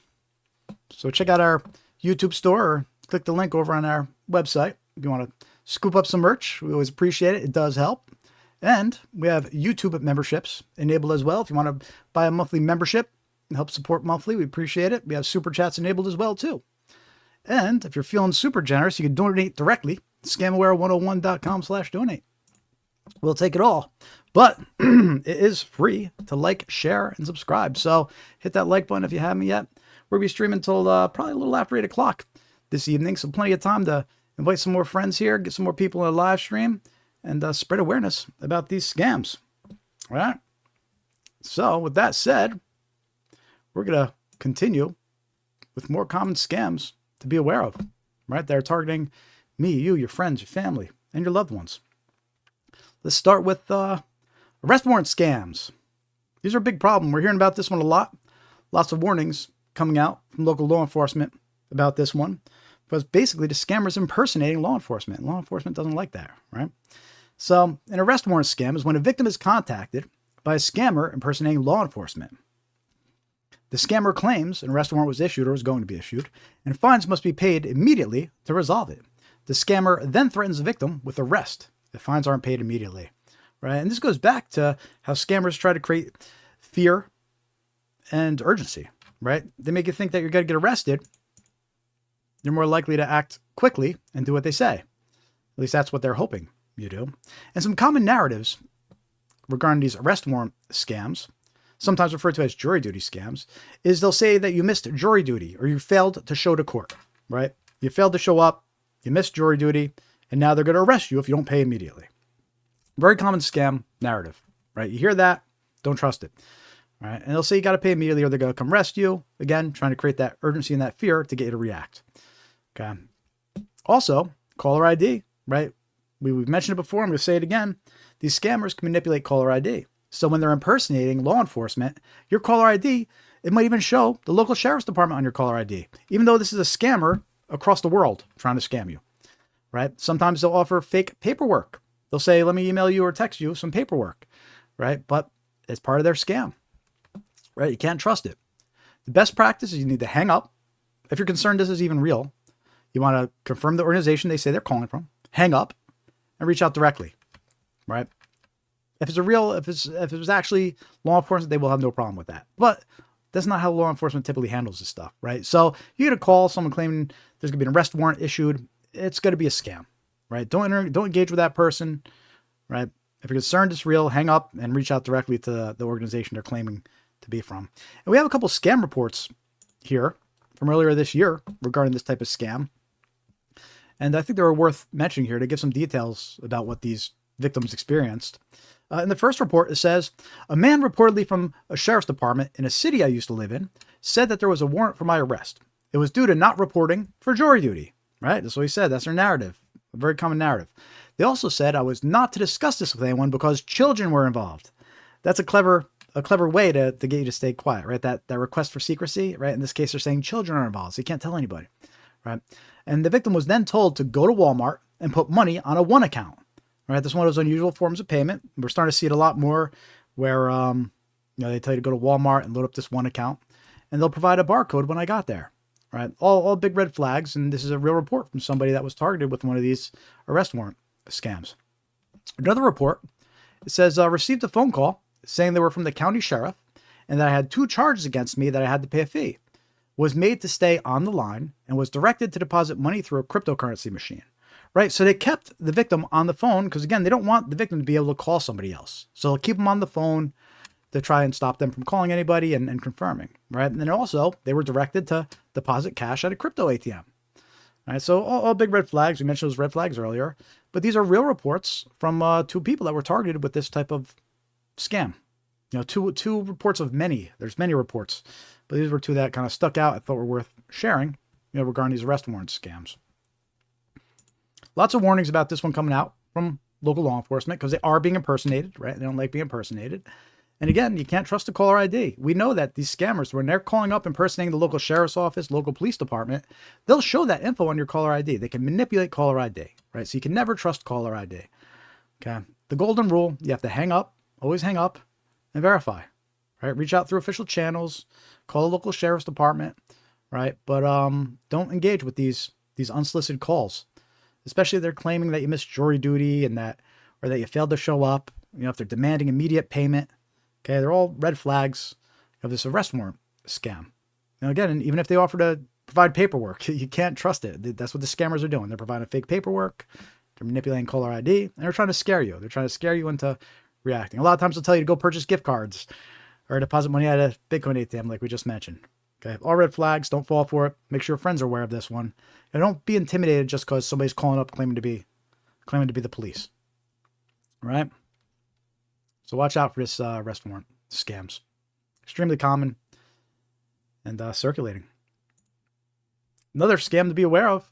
This one's huge. This one's extremely common. Very important to be aware of these bank impersonation scams, right? And these are one of those scams where we're being targeted from all directions. Phone calls that impersonate the bank, text messages that impersonate the bank, emails, you know, claiming there's something going on with your account and to click a link, right? These are very common bank impersonation scams. They usually claim suspicious activity, you know, was detected under your account, and they trick the victims into withdrawing or transferring funds to the scammers, right? They make the victims think that your money's not safe. Somebody has access to your account. Somebody's making charges under your account. You got to withdraw the money and transfer it to secure it, right? But it's all part of their scam. And again, it's one of those scams where the caller ID will show your bank's phone number, even though it's a scammer, right? And the scammer might even know what bank to show on the caller ID. So just because you get a call from somebody claiming to be your bank, even if the caller ID shows the bank's number, that doesn't mean you could trust it. Okay, and we have a couple examples here to share with you regarding that. The first one here is a text message scam. It impersonates TD Bank, right? And it says, verify TD Bank card activity. Did you attempt a transaction for $250 at Walgreens? Reply yes if recognized or no if not, right? And the idea is you're going to reply no because you didn't do that transaction, right? You're actually replying to a scammer, not the bank. The scammer's going to call you. They're going to try to get you on the phone. They're going to impersonate the bank. They're going to try to convince you to transfer your money to them. All right. So, an interesting story about this text message. The person that submitted this text message example, they actually received a phone call right before receiving this text message. They didn't answer the phone, but the caller ID said TD Bank, right? So they get a call. It says TD Bank. They don't answer. Immediately after, they get a text message claiming to be from TD Bank, right? Very persistent. Don't underestimate how persistent these scammers could be. And we have a victim's story regarding this type of scam to share with you. And it says, this young Connecticut woman had her bank account drained by scammers after answering a trusted Wells Fargo number. Right? So this goes back to scammers. They'll know what bank to show, right? And they'll make it look like that they're calling from Wells Fargo. You know, your caller ID will show Wells Fargo's name and their number. Right? And it says, her trouble began when she saw a familiar phone number on her caller ID. She got a call from a Wells Fargo number saying I had fraudulent activity on my account and that a random person was being sent money from Zelle. By the way, Zelle is a major red flag. Scammers love to use Zelle, right? They love tricking their victims into transferring money with Zelle because dealing with Zelle is a nightmare. They're a nightmare dealing with Zelle. Some would even say Zelle is designed for scammers to use. It's very hard to get your money back once it's sent through Zelle, right? But anyway, they called her up. They told her somebody was transferring money from Zelle, and they told her she needed to secure her money by sending it through Zelle, and that it would go right back to her, right? But that was the trick. They scared her. She thought she was dealing with Wells Fargo because of caller ID, right? So many people, they fall for these scams, these victims, because they didn't realize you can't trust the caller ID. They thought, well, if caller ID sells us Wells Fargo, it must be Wells Fargo. But it wasn't. It's a scam. And sadly, we hear that story over and over again from victims. They fell for it because of caller ID. But again, don't fall for these bank impersonation scams. Even if your caller ID says it's them, right? Especially they're telling you to transfer money with Zelle. Your bank's never going to tell you to withdraw your money and to transfer your money with Zelle or to withdraw it and purchase gift cards or anything like that, right? And luckily, when it comes to these bank impersonation scams, they're actually one of the easiest ones to debunk, right? If you get a notification, a phone call, an email, anything claiming to be from your bank, claiming that there's an issue with your bank, right? What you do, right? Don't call the number they tell you to call. Don't click the link they tell you to click. Instead, call the number on the back of your bank card. It's that easy, right? Just call the number on the back of your bank card, right? Then you know you're talking to your bank and they'll confirm what's going on, right? Always do that.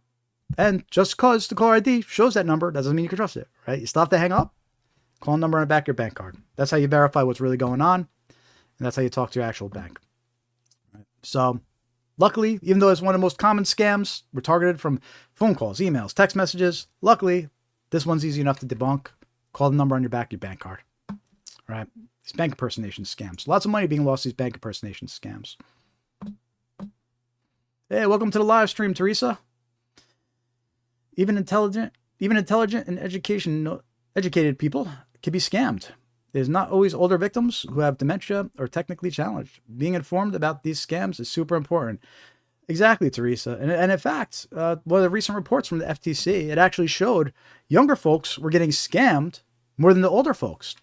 Now, there's a caveat to that. The older folks were losing more money to scammers because the older folks, they had more saved up for retirement and savings and things like that. So the older folks were losing more money to scammers, but the younger folks were actually falling for more scams.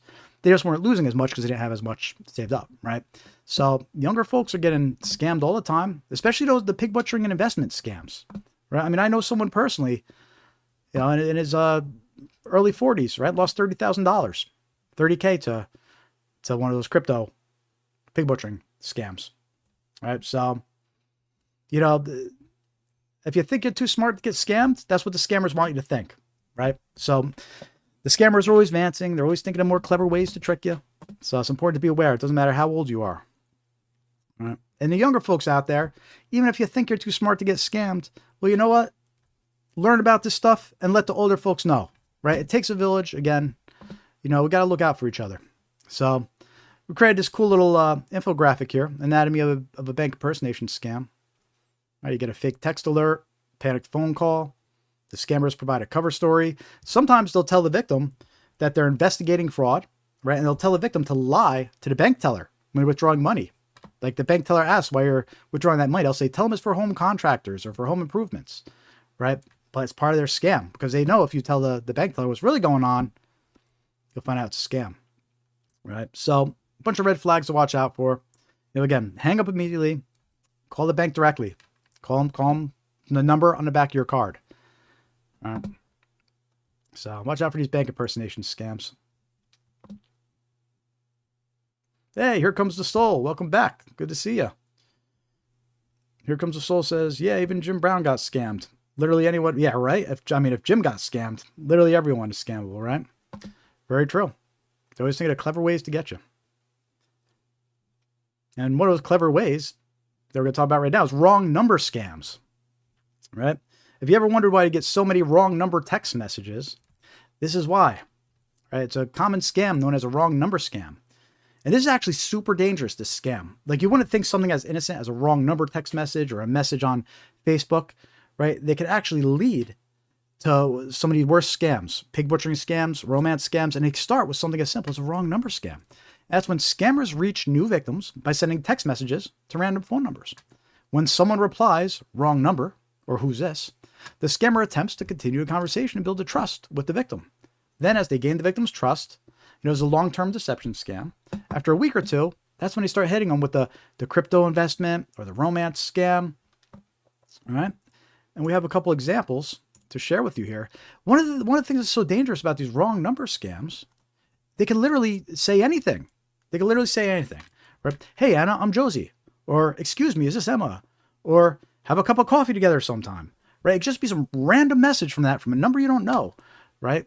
But it's meant to get a reply from you. To say, who is this? Or to say, you have the wrong number. it's almost taking advantage of our kindness, right?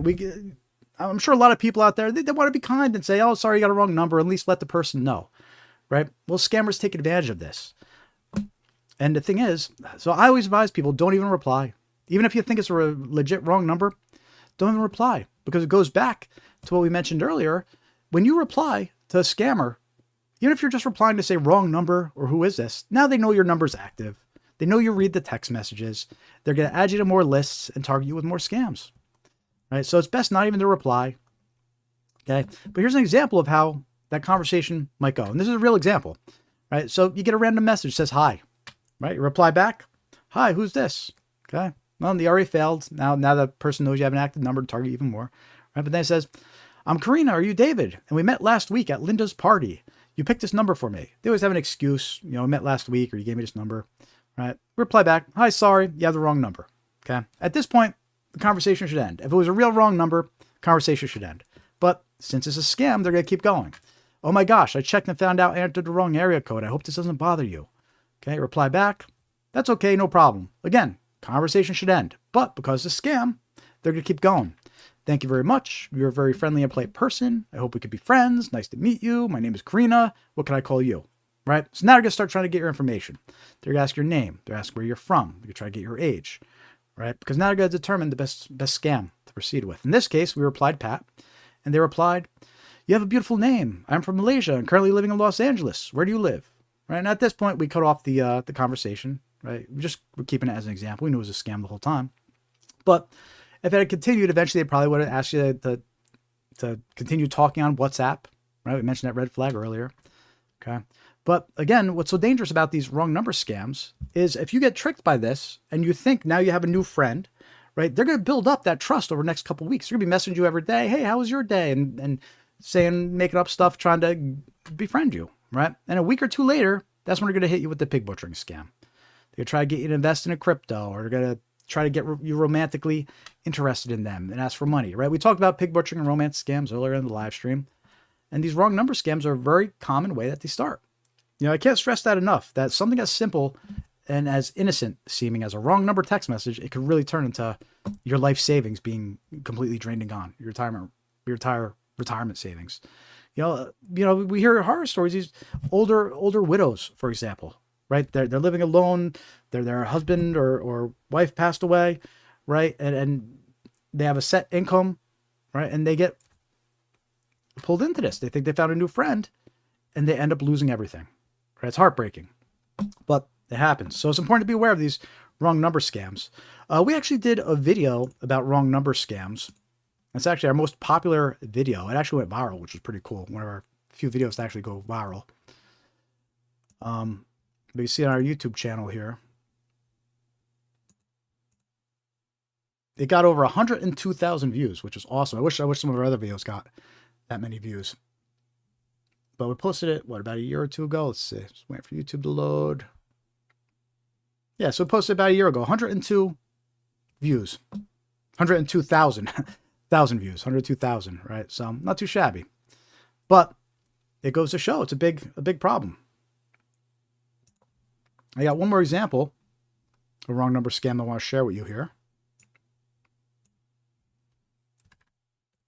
All right. And this one was sent to me. Hi, Byron. I'm Jane. Right. And they include a picture. Right. We know what they're doing. Right. They include a picture.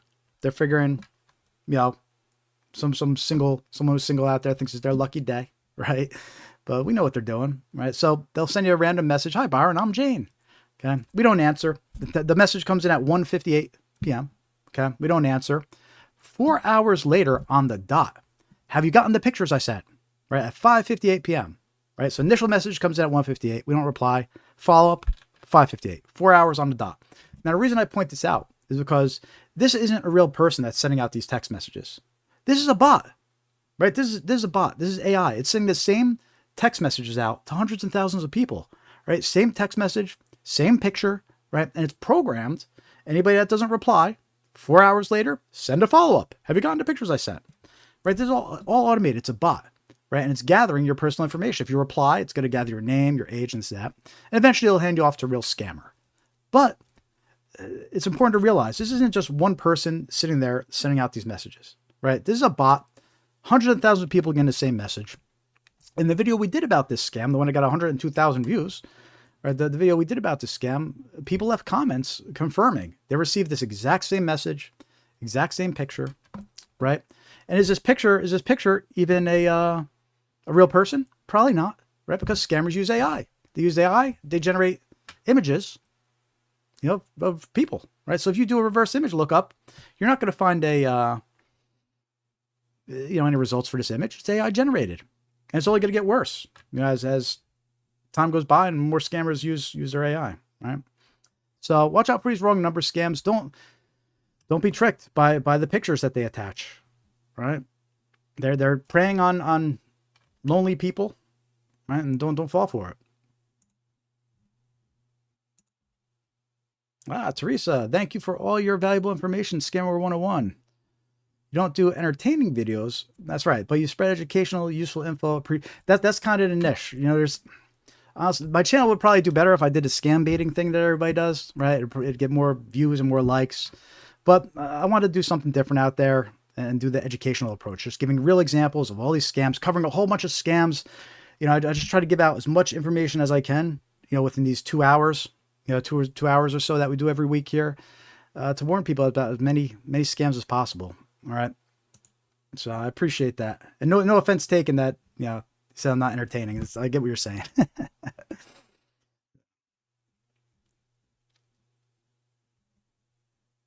So we have another scam we're going to talk about here.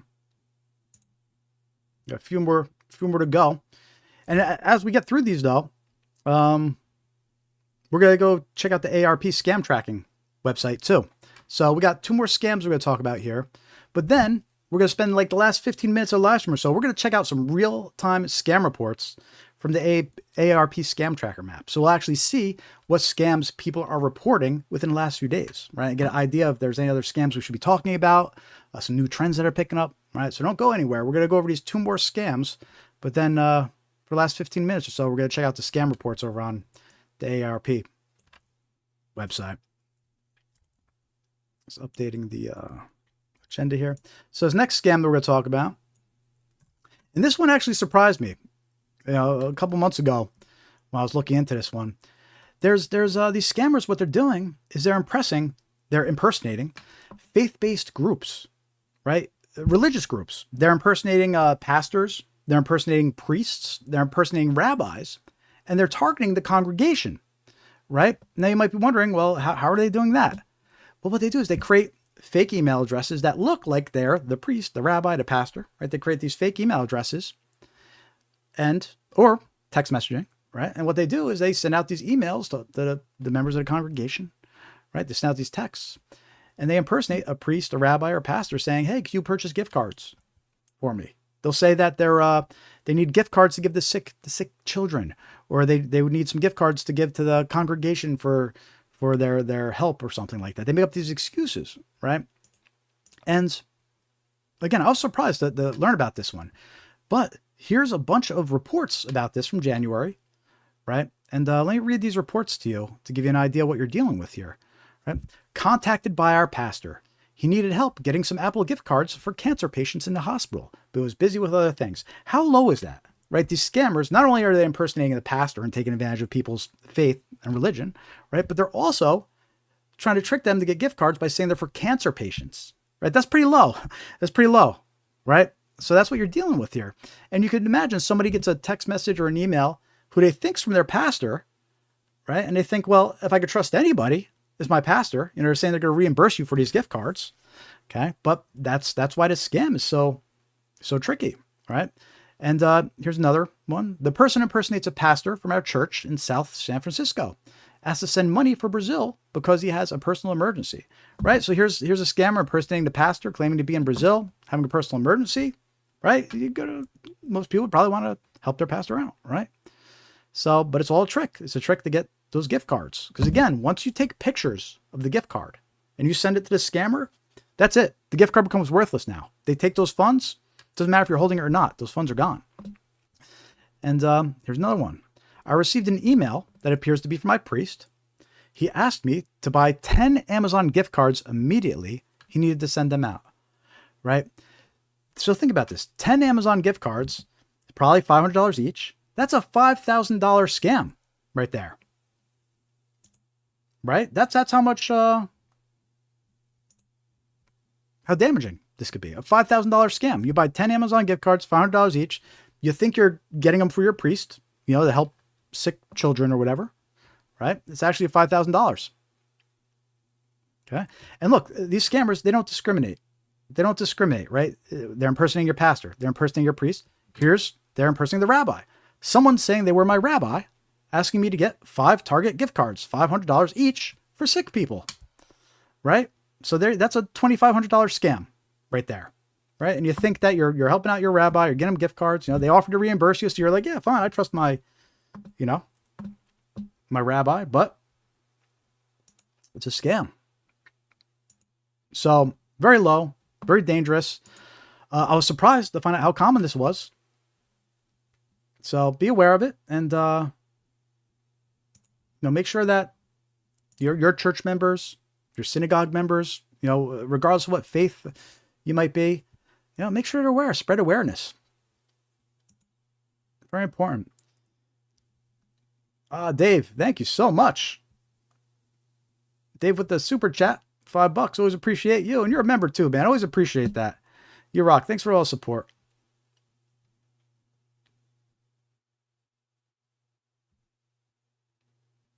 Yeah, Teresa's saying, can't believe that any retailer would sell someone that many gift cards. So what's interesting is a lot of them do, but the ones that don't, sometimes what these scammers actually do is they'll instruct the victim.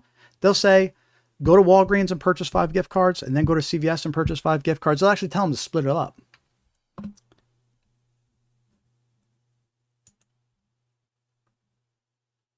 What's interesting is they started putting up signs now. Next time you're at one of the stores, you could check out the gift card section. They at least started putting up signs like warning, warning, scammers ask for gifts and stuff like that, right?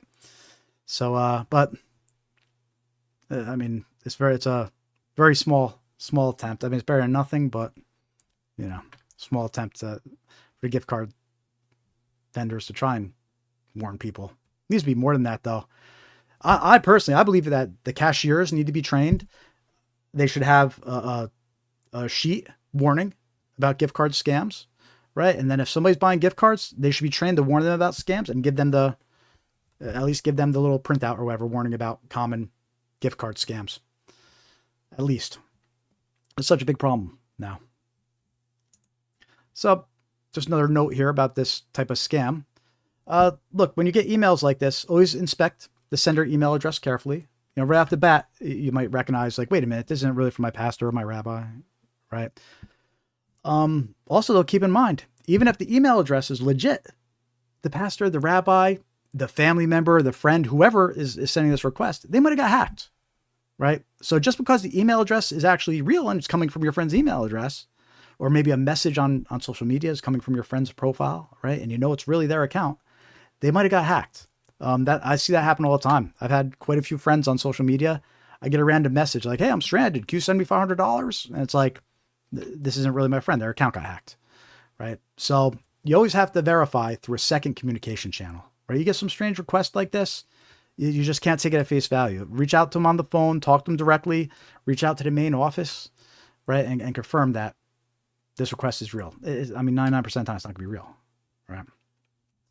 So, and then always gift card requests got to be considered a red flag. We mentioned them earlier when we were talking about common red flags, but I'll mention it again. Always a red flag when you get these gift card requests. So, by the way, one of the few ways that we make money over here at Scamware 101 is we do offer group presentations to faith-based organizations, community centers, HOAs, right? We'll do a group presentation remotely. We'll have a Q&A, with all the members of the group.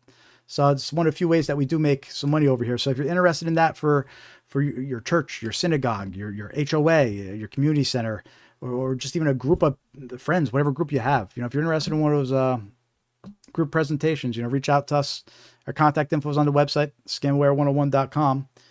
And we could do a group presentation for your group. And it's perfect for groups of 10, 20, 30 people. We did a group presentation for about 25 synagogue. There was about 25 people on the group presentation. So Definitely useful. We'll get the information out there. But anyway, watch out for this common scam, this faith-based organization impersonation. You might want to have your faith-based leaders warn the congregation about this. So, and the last scam, at least the last scam examples that we have right now that we're going to share this evening. But again, we're not done yet. So stick around. We're going to do the last 15 minutes. We're going to check out the scam tracker map on AARP. But these last couple examples on today's live stream is a crypto exchange impersonation scams, right? Very similar to bank impersonation scams, but they're impersonating crypto exchanges like Coinbase, Gemini, right? And it's the same kind of idea as the bank scams. They usually say that there's something suspicious going on with your account, right? And I have two calls I'm going to play for you here. The first one is actually a phone call I received and recorded, right? I went back and forth with the person for a little bit. And the second example is just a voicemail that was left. So, but let's take a listen to this first one. This is a scammer that's impersonating Coinbase. They called me. I went back and forth with them a little bit. This is about your crypto accounts or Coinbase, your digital asset platform account. Oh, what's going on? Well, sir, with our file, there is a registered Coinbase account under your information, and we have your request that there's a request of changing your primary email address from this account. So we are calling you for the verification whether are you the one who authorizing this request to change your email or not. No, that wasn't me. Okay. So when was the last time you were active to your Coinbase account? Do you remember that? I'm not sure. Can't you tell from over there?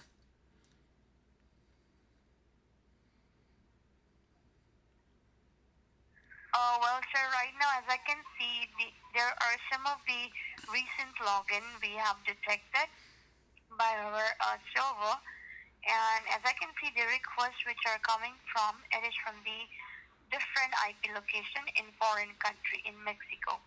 And the next login we have found, it is in the New Jersey. So among these two locations, can you please verify me which one could be a recent or it could be a last location from where you have monitored your account? Is that from New Jersey or it is from the Mexico, the country? I travel, so it might have been both. They didn't like when I replied saying that I travel. By the way, I suspect that this was actually AI. I don't think that was another person because every time I answered, there was that couple second delay. So I believe this was actually AI. And I've actually gotten, since this is a few months old, this recording, but since then, I've actually gotten more and more AI phone calls, like from legit places or whatnot, where it's much more believable now. The delay is becoming less and less. But I think this was an earlier version a few months ago of an AI type phone call. But look, so something I want to point here is that they mentioned New Jersey, right? And at first I was wondering how'd they even know New Jersey? Because originally I'm from New Jersey, right? But then I think Dave mentioned in the chat, he's like, well, your phone number, right? My phone number is a 973 area code, right? New Jersey. So what these scammers do is one of their tricks that they use to try, using information about you to make it seem more believable. Based on what your phone number is, they'll say that state, right? Well, there's a New Jersey phone number, so I'm going to say New Jersey. It'll be more believable. So they know the state you're in. Don't be tricked. All right. And then we have just a quick voicemail I'm going to play here. And this one impersonates Gemini, right? Another popular crypto exchange. This is an automated call from Gemini. A new device is logged in from Singapore. If this was not made by you, press 1 to be connected to one of our representatives. And that's just a quick example. Very similar to how these bank scams work. They call you up, they say suspicious activity, and they try to get you to press 1 or call back a phone number that actually connects to the scammer. All right. So these crypto exchange scams, very similar to bank impersonation scams, and just as dangerous, right? If someone's got crypto, they get stolen this way. It's like stealing money. So watch out for these scams. Don't fall for them. Let's see. Let me check out the chat here. Well, I'm seeing Teresa says, a CVS, they'll question any gift cards above $50. That's great. They really should. I'm glad that they're doing that now. I haven't bought any recently, but that's good. And let's see. Lisa said that she was getting multiple emails from her own email address. At least that's how it appeared. Absolutely. Scammers, just like how they can make the caller ID show anything, they can make the email appear to be from anyone, right? It's look, I'm a tech guy. I've been in IT and cybersecurity and the tech world for the past 20, almost 30 years at this point. And even back in the day, I'm talking like 20 something years ago, right? I had a mail server. I was offering email services. And what I would do to mess with some of my friends, I'd send them an email from president@whitehouse.gov just to mess with them. So they'd get an email out of nowhere that says president@whitehouse.gov, right?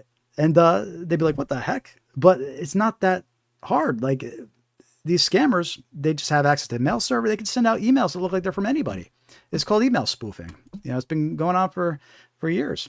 So you can't trust anything. That's why you always got to confirm and verify. It doesn't matter how legit the email seems to be or how legit the phone call seems to be. It's only gotten harder and harder to detect these days. So you always got to confirm and verify. That's the golden rule, right? All right, cool. So that's a whole bunch of our scam examples for the evening, but we're not done yet. This is actually my favorite part of the live stream. Usually what I do is for the last 15 minutes or so of the live stream, we will go check the ARP Scam Tracker website. If you don't know about the ARP Scam Tracking website, it's actually a really cool resource to get an idea of what scams are trending and what scams are being reported. And you can access the website either by going to ARP, but we also have a link on our website too here over under our tools and software section, scamaware101.com. While you're there, make sure to join the free mailing list. Hit join mailing list, free to join. And what you can do is you click tools and software. Lots of useful links on this page too. Every other week I go over these links, but I'm not going to go over them this evening. We're going to scroll right back down to the last one here is the ARP Scam Tracking Map.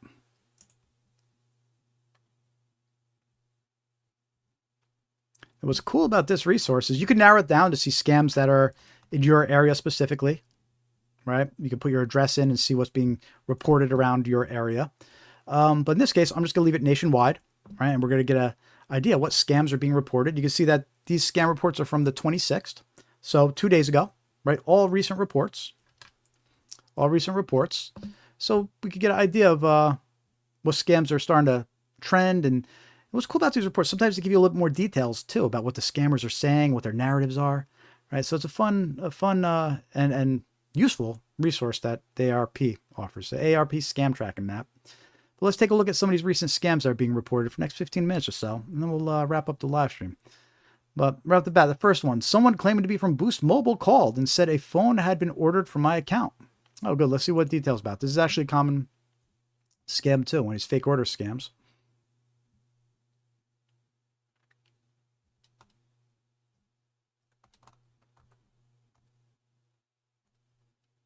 Someone claimed to be from Boost Mobile called and said a phone had been ordered from my account. I asked for the information of the account, that fraud, and they hung up. All right, didn't give too many details here, but this sounds like it's a fake order scam, right? They give you a call, they say an order was placed, you say, oh, that wasn't me, and then they go into their whole narrative of, well, somebody stole your identity, we have to secure your funds, transfer them here, right? That's probably where that scam would have went, but at the very least, it's a good warning. You start getting calls claiming to be from Boost Mobile. Now, I'm curious if that was a Boost Mobile, if he was a Boost Mobile customer, right? Because if that was the case, scammers probably already knew he used Boost Mobile.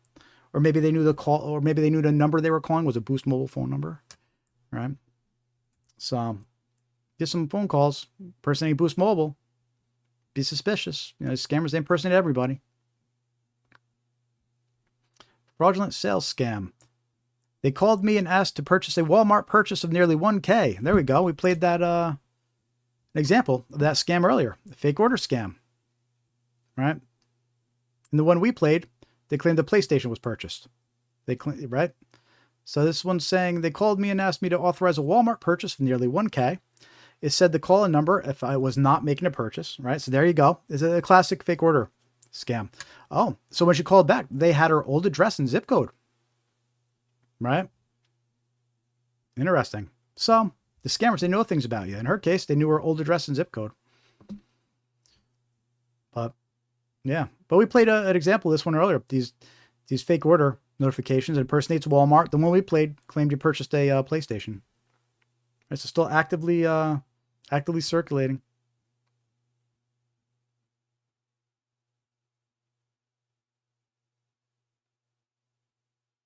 Yeah. Yep. Those are all good points, Teresa. Teresa's mentioning how the phishing scams, they're dangerous because they're setting you up by having specific details about you. Right. So they gain your trust that way. Exactly. And in this case, that was a great example because right after you mentioned that, we talked about this example and they had her information, her zip code and stuff. Let's see some more reports here.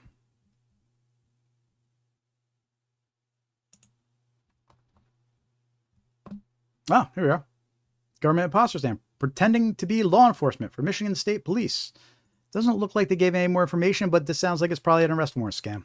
Classic arrest warrant scam. That's my guess. Yeah. They didn't give any more details, but there you go. And we warned about the arrest warrant scams earlier. Even if the caller ID says it's your local police state, it doesn't mean you can trust it. Very common, these arrest warrant scams.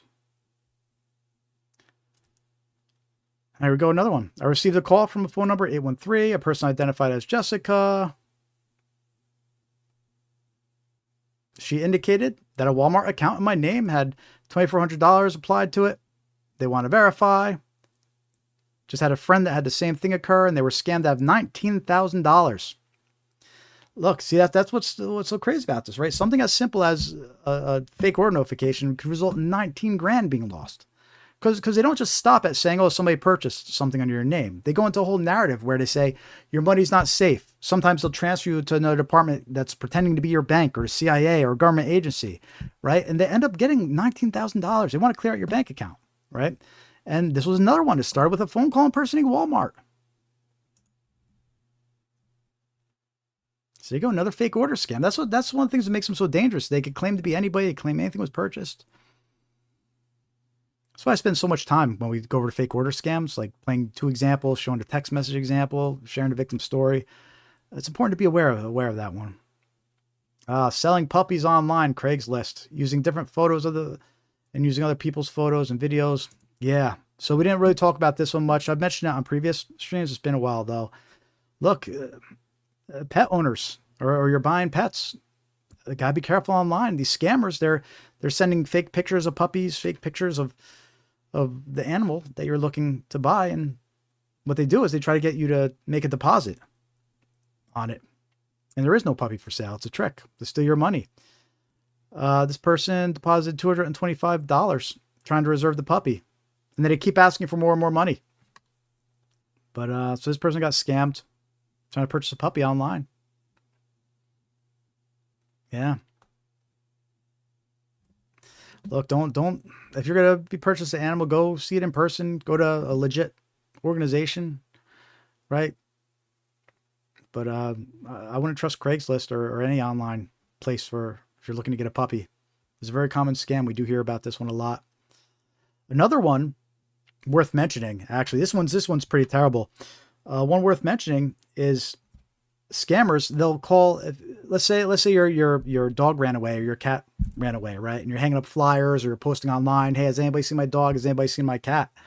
Sometimes what these scammers do is they'll call you and they'll say, oh, we have your cat and we have your dog, but he had been hit by a car and we took him to the vet and the vet needs this much money. Send us the money so we can pay the vet, right? And it's all fake. It's all not true. So these poor pet owners and animal owners, right?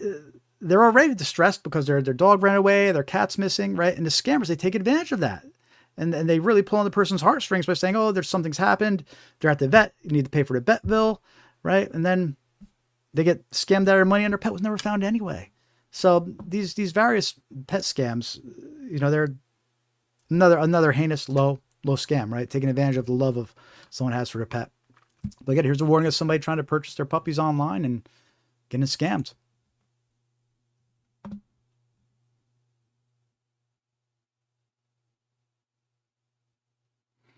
Yeah. Teresa mentions the jury duty and law enforcement scams often come from jailbirds, incarcerated. Yeah. Yep. That's true. And what they'll do too, another version of that, those jail and inmate type scams, is an inmate's family will get a phone call, right? And the scammer impersonates law enforcement or someone working at the jail or whatever, the prison, and they'll say that your loved one could be released for $250 fine or whatever, right? And they trick the family members of the inmates into paying this money, thinking they're paying to have their loved one released, but it's actually a scam. It's a scammer tricking them, right? I guess it's easy enough to find out who's been arrested and who's in jail and to find their families, right? So yeah, that's another variation of a type of inmate law enforcement impersonation type scam.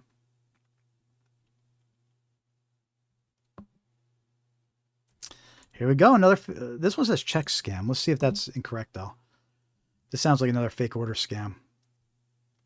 So this one says, started out to verify if I authorized $1,100 payment through Apple Pay. Yeah, so there's another fake order scam.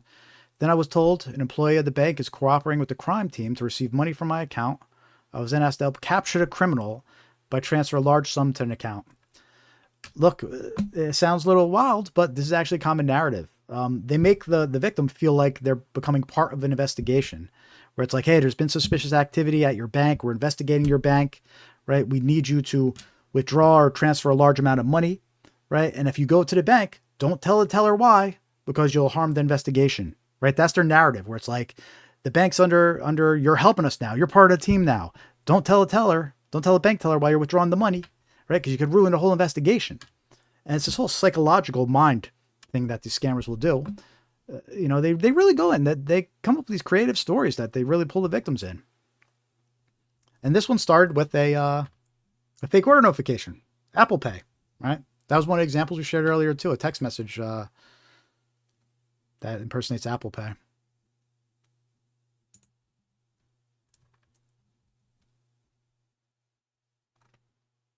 Let's take a look at a few more here.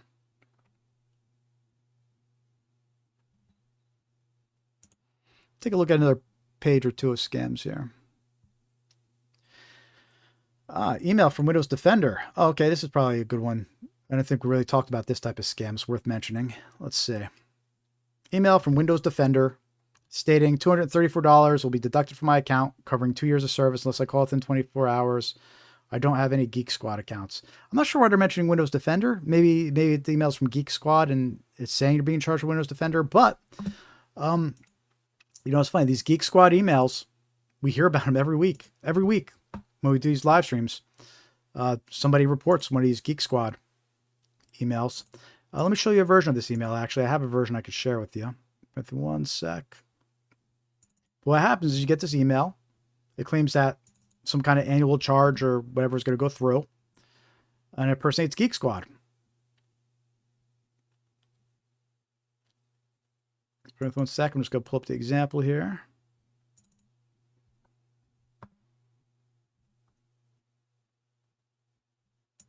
There you go. Here's one I received at my old email address. Geek Squad. All right, in this case, $375. Claiming, that I'm going to be charged that. It's a bill from Geek Squad. And then, of course, they have the number to call to dispute it. And that's where they get you. You call the number up to dispute it. So, this is kind of another fake order scam, right? Or a fake renewal scam, I guess you could say. But it's really the same idea. They make you think that you get charged for something or that you were charged for something. And they give you a fake number to call. This Geek Squad one has been circulating for years. This example is from January 2025. And it was circulating way before that. So, and it's still circulating today. This person's reporting it right here. So watch out for those phishing emails. They're impersonating Geek Squad.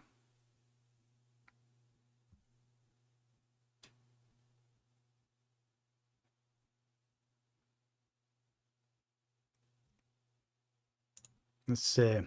Here's one that's impersonates DirecTV. Let's see what this one says.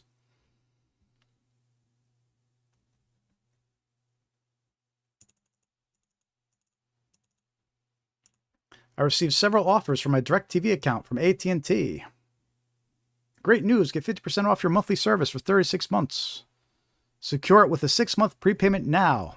Call 877. Discounted pricing is now in effect after receiving your DoorDash gift card. Okay, so look, this is actually...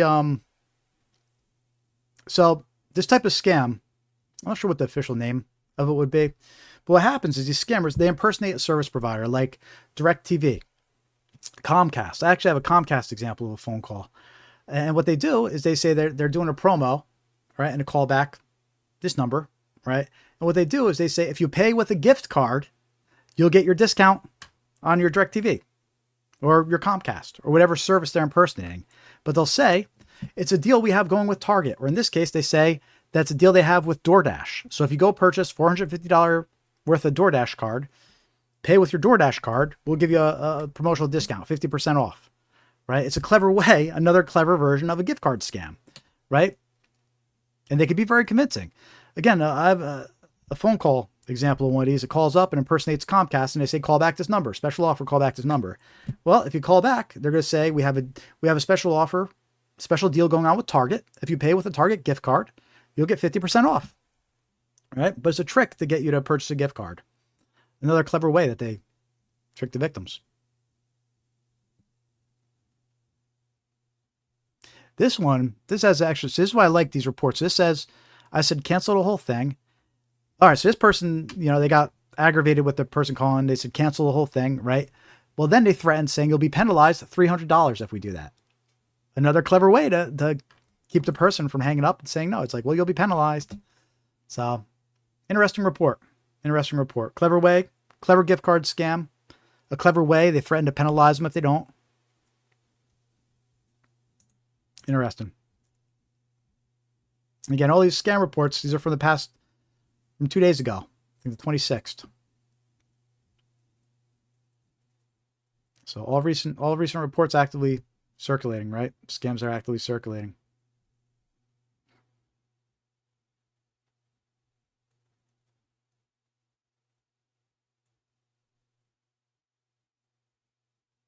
Yeah. So Teresa mentions a lot of these scams are always come from Pakistan.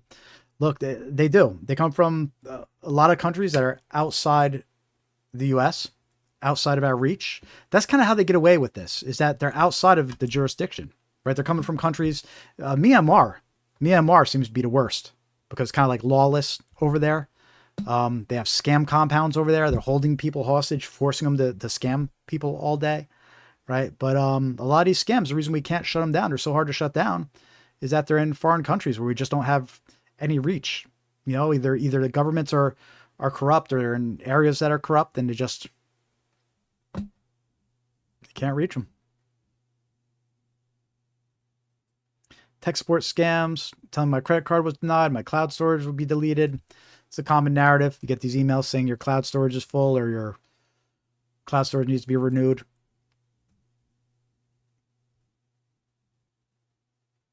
Here we are. Online relationship scam. Starting with a wrong number scam. Let's see what this person reports.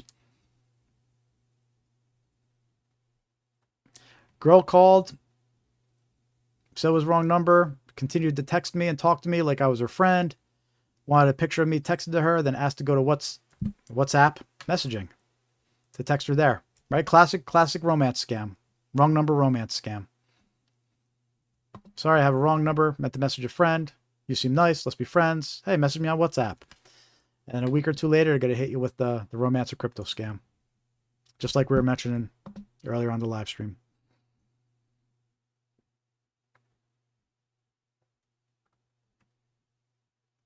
Let's check out one more here. We'll check out one more page of scams. And we'll get this wrapped up. Haven't hit that like button yet. Hit that like button. Say hi in the chat if you've been lurking. Love to hear from you. And make sure to join our free mailing list if you haven't yet on scamaware101.com. Just hit join mailing list right here at the top of the page. Free to join. We'll send you reminders when we're going live, some scam awareness tips. And follow us on all your favorite social media here. Facebook, Threads, Instagram, Blue Sky X. Lottery scam. Oh, good. It is worth mentioning. We see these every week too. These lottery scams.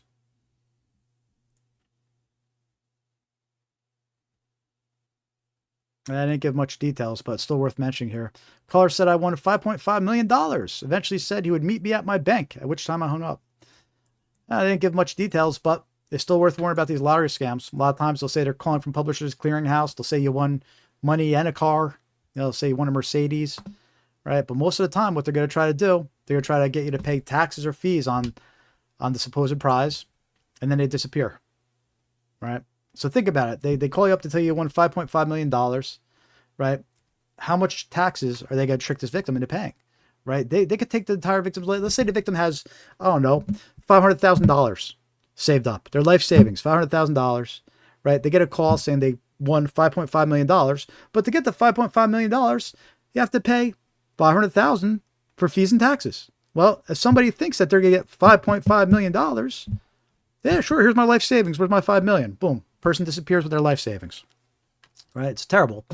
But that's how these lottery scams work. So if you get any calls about winning a lottery, especially one you didn't even sign up for, very suspicious. Don't trust it. You know, they impersonate publisher clearinghouse. Business policy. I messaged through Facebook Marketplace and tried to say Zelle was not working.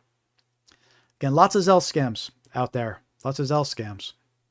I'm not sure the specific details about this specific Zelle scam, but I know a very common one is they'll say something about paying them with Zelle, or that they'll say they're going to pay you with Zelle, right? You give them your email address, right? And what they do is then they send a fake email to you impersonating Zelle, saying that there's been a problem with your account or you need to verify information.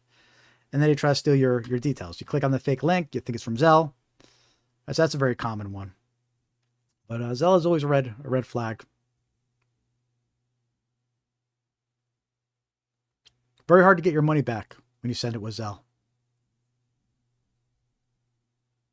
All right, here's one. Several emails saying my Amazon Prime subscription was expiring and asking for new credit card information to reinstate it. Very common, right? In this case, they're just impersonating Amazon Prime, right? But it's a classic phishing scam, right? You get an email that says some service is expiring or your payment failed, right? And they try to trick you into clicking a link. See this all the time with Netflix, fake Netflix emails. Your Netflix payment failed. Click here. Amazon Prime subscription payment failed. Click here. We saw a recent one for ChatGPT Pro, right? Because a lot of people are paying for ChatGPT Pro or ChatGPT Plus now. So scammers, they keep up with that. They start sending out fake emails impersonating ChatGPT. All right, so never click these links. If you get these emails, even if they look legit, there's no reason to click the link. If you're concerned that your Amazon Prime subscription needs to be updated, right? Log into your account directly and check. There's no reason to click the link, right? If you could avoid clicking the link, don't click it.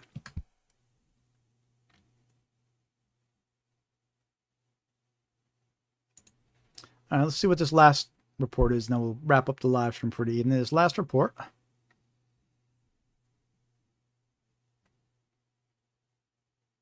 Video call. So this person says he did a video call. That's interesting. I needed to go to Dollar Store and get a money pack scratch card and would cost $300 to receive my FedEx delivery. All right. So this is a fake undeliverable package scam. This was being done through Trust Community Foundation. I finally hung up, but he called back again and promised me it was not a scam. I hung up again. Yeah. So what they're doing here is that they're basically telling them that they have a package, right? And it can't be delivered unless they pay the delivery fee. In this case, they're saying it's $300 delivery fee. They might have said it's because of tariffs, right? Because of all this tariff stuff that was going on in the U.S., scammers, they pay attention to this and they take advantage of confusion. So this could be like, hey, we have a package for you, but there's $300 of tariffs you have to pay.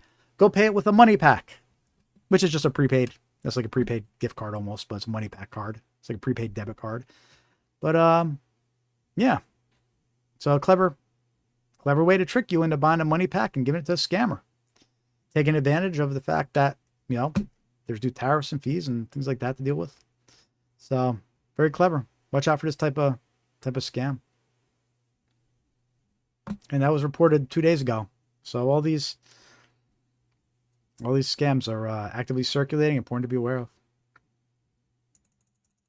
Yeah, Dave says a lot of times the publishing clearinghouse scammers, they'll try to get you to do money pack scratch cards. Well, there we have it. That was a bunch of common scams circulating, a bunch recently reported by victims. Watch out. And I think that's a good point to wrap up the live stream on here. So that's all for this evening, folks. We've been streaming since 5:45. So 8:15. It's a good live stream. We're over ton of scams, shared tons of examples, emails, phone calls, text messages, whenever some recent scam reports, whenever some red flags, all critical and important stuff to know to protect yourself, protect your loved ones, and staying safe out there, right? So I appreciate you all. Thank you everybody for attending. We see I just wanted to let you know that what you're doing, keep people informed on the newest gen of scams is great. Hey, thank you so much, IPS. IPS my time. Hey, thanks for commenting and letting me know in the chat. I appreciate it. I try to do our best to just spread awareness about these scams and like, follow, subscribe, share. It really does help. And make sure to join the free mailing list. ScamAware101.com. We'll send reminders, let you know when we're going live, sending some scam awareness tips. We're doing our best to get the info out there. So again, thank you everybody. I appreciate you all. Remember, we got some merch too over on our merch store. Check that out. Definitely helps. And shout out to everybody that was there today. Hey, this was a great live stream. A bunch of new faces today. I appreciate you all. We got Lisa and Teresa. We got IP over there.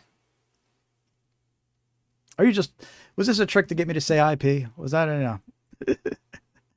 But thank you everybody for attending. I appreciate you all. Shout out to Dave, one of our members. Katie popped in. I don't think she's still here anymore, but shout out to Katie. Always appreciate her. She's a member too. So thank you everybody for stopping in, saying hi. And hey, hope to see you all next week.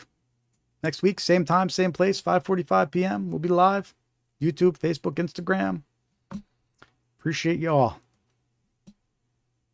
And with that, let me see if I can leave you with some music while I get these live streams shut down. Got a text on your phone saying password expired. There we go. Link look weird. Everybody have a great one. They fishing for the keys to your whole damn life. One tap, now they swimming in your bank late night. Dear customer, copy paste same line. Spelled your name wrong, can't even fake the design. Buzz in your pocket, yo, click for the check, click for the virus, click, lose respect. Scamaware 101, Jared, break it down. If it sound too sweet, better turn it around.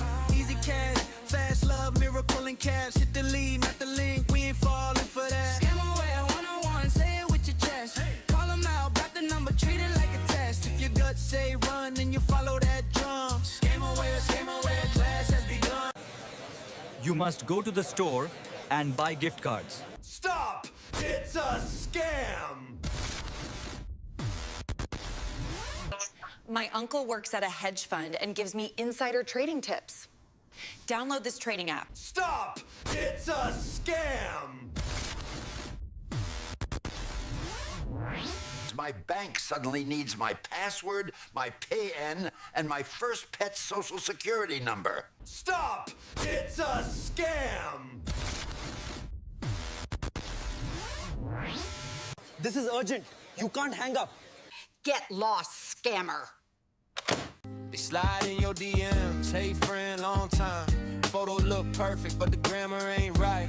Click this link, your package on hold, but you never ordered. That story feel old. They rush you, they push you, act fast, don't wait. Soon as there's pressure, you step on the brakes. Dare break it down, plain talk, no gloss. If they hate your questions, that's your sign to walk off. Red flags, listen when he talks. Jared got the map when the road feels dark. If it sounds too sweet, then you step back smart. We don't get scammed, yeah, we guard our hearts. Hey, red flags, learn them by heart. Scam awareness class, that's the hardest part. But he slow it right down, so we all take charge. We don't get scammed, we don't get scarred. You must go to the store and buy gift cards. Stop! It's a scam! My uncle works at a hedge fund and gives me insider trading tips. Download this trading app. Stop! It's a scam!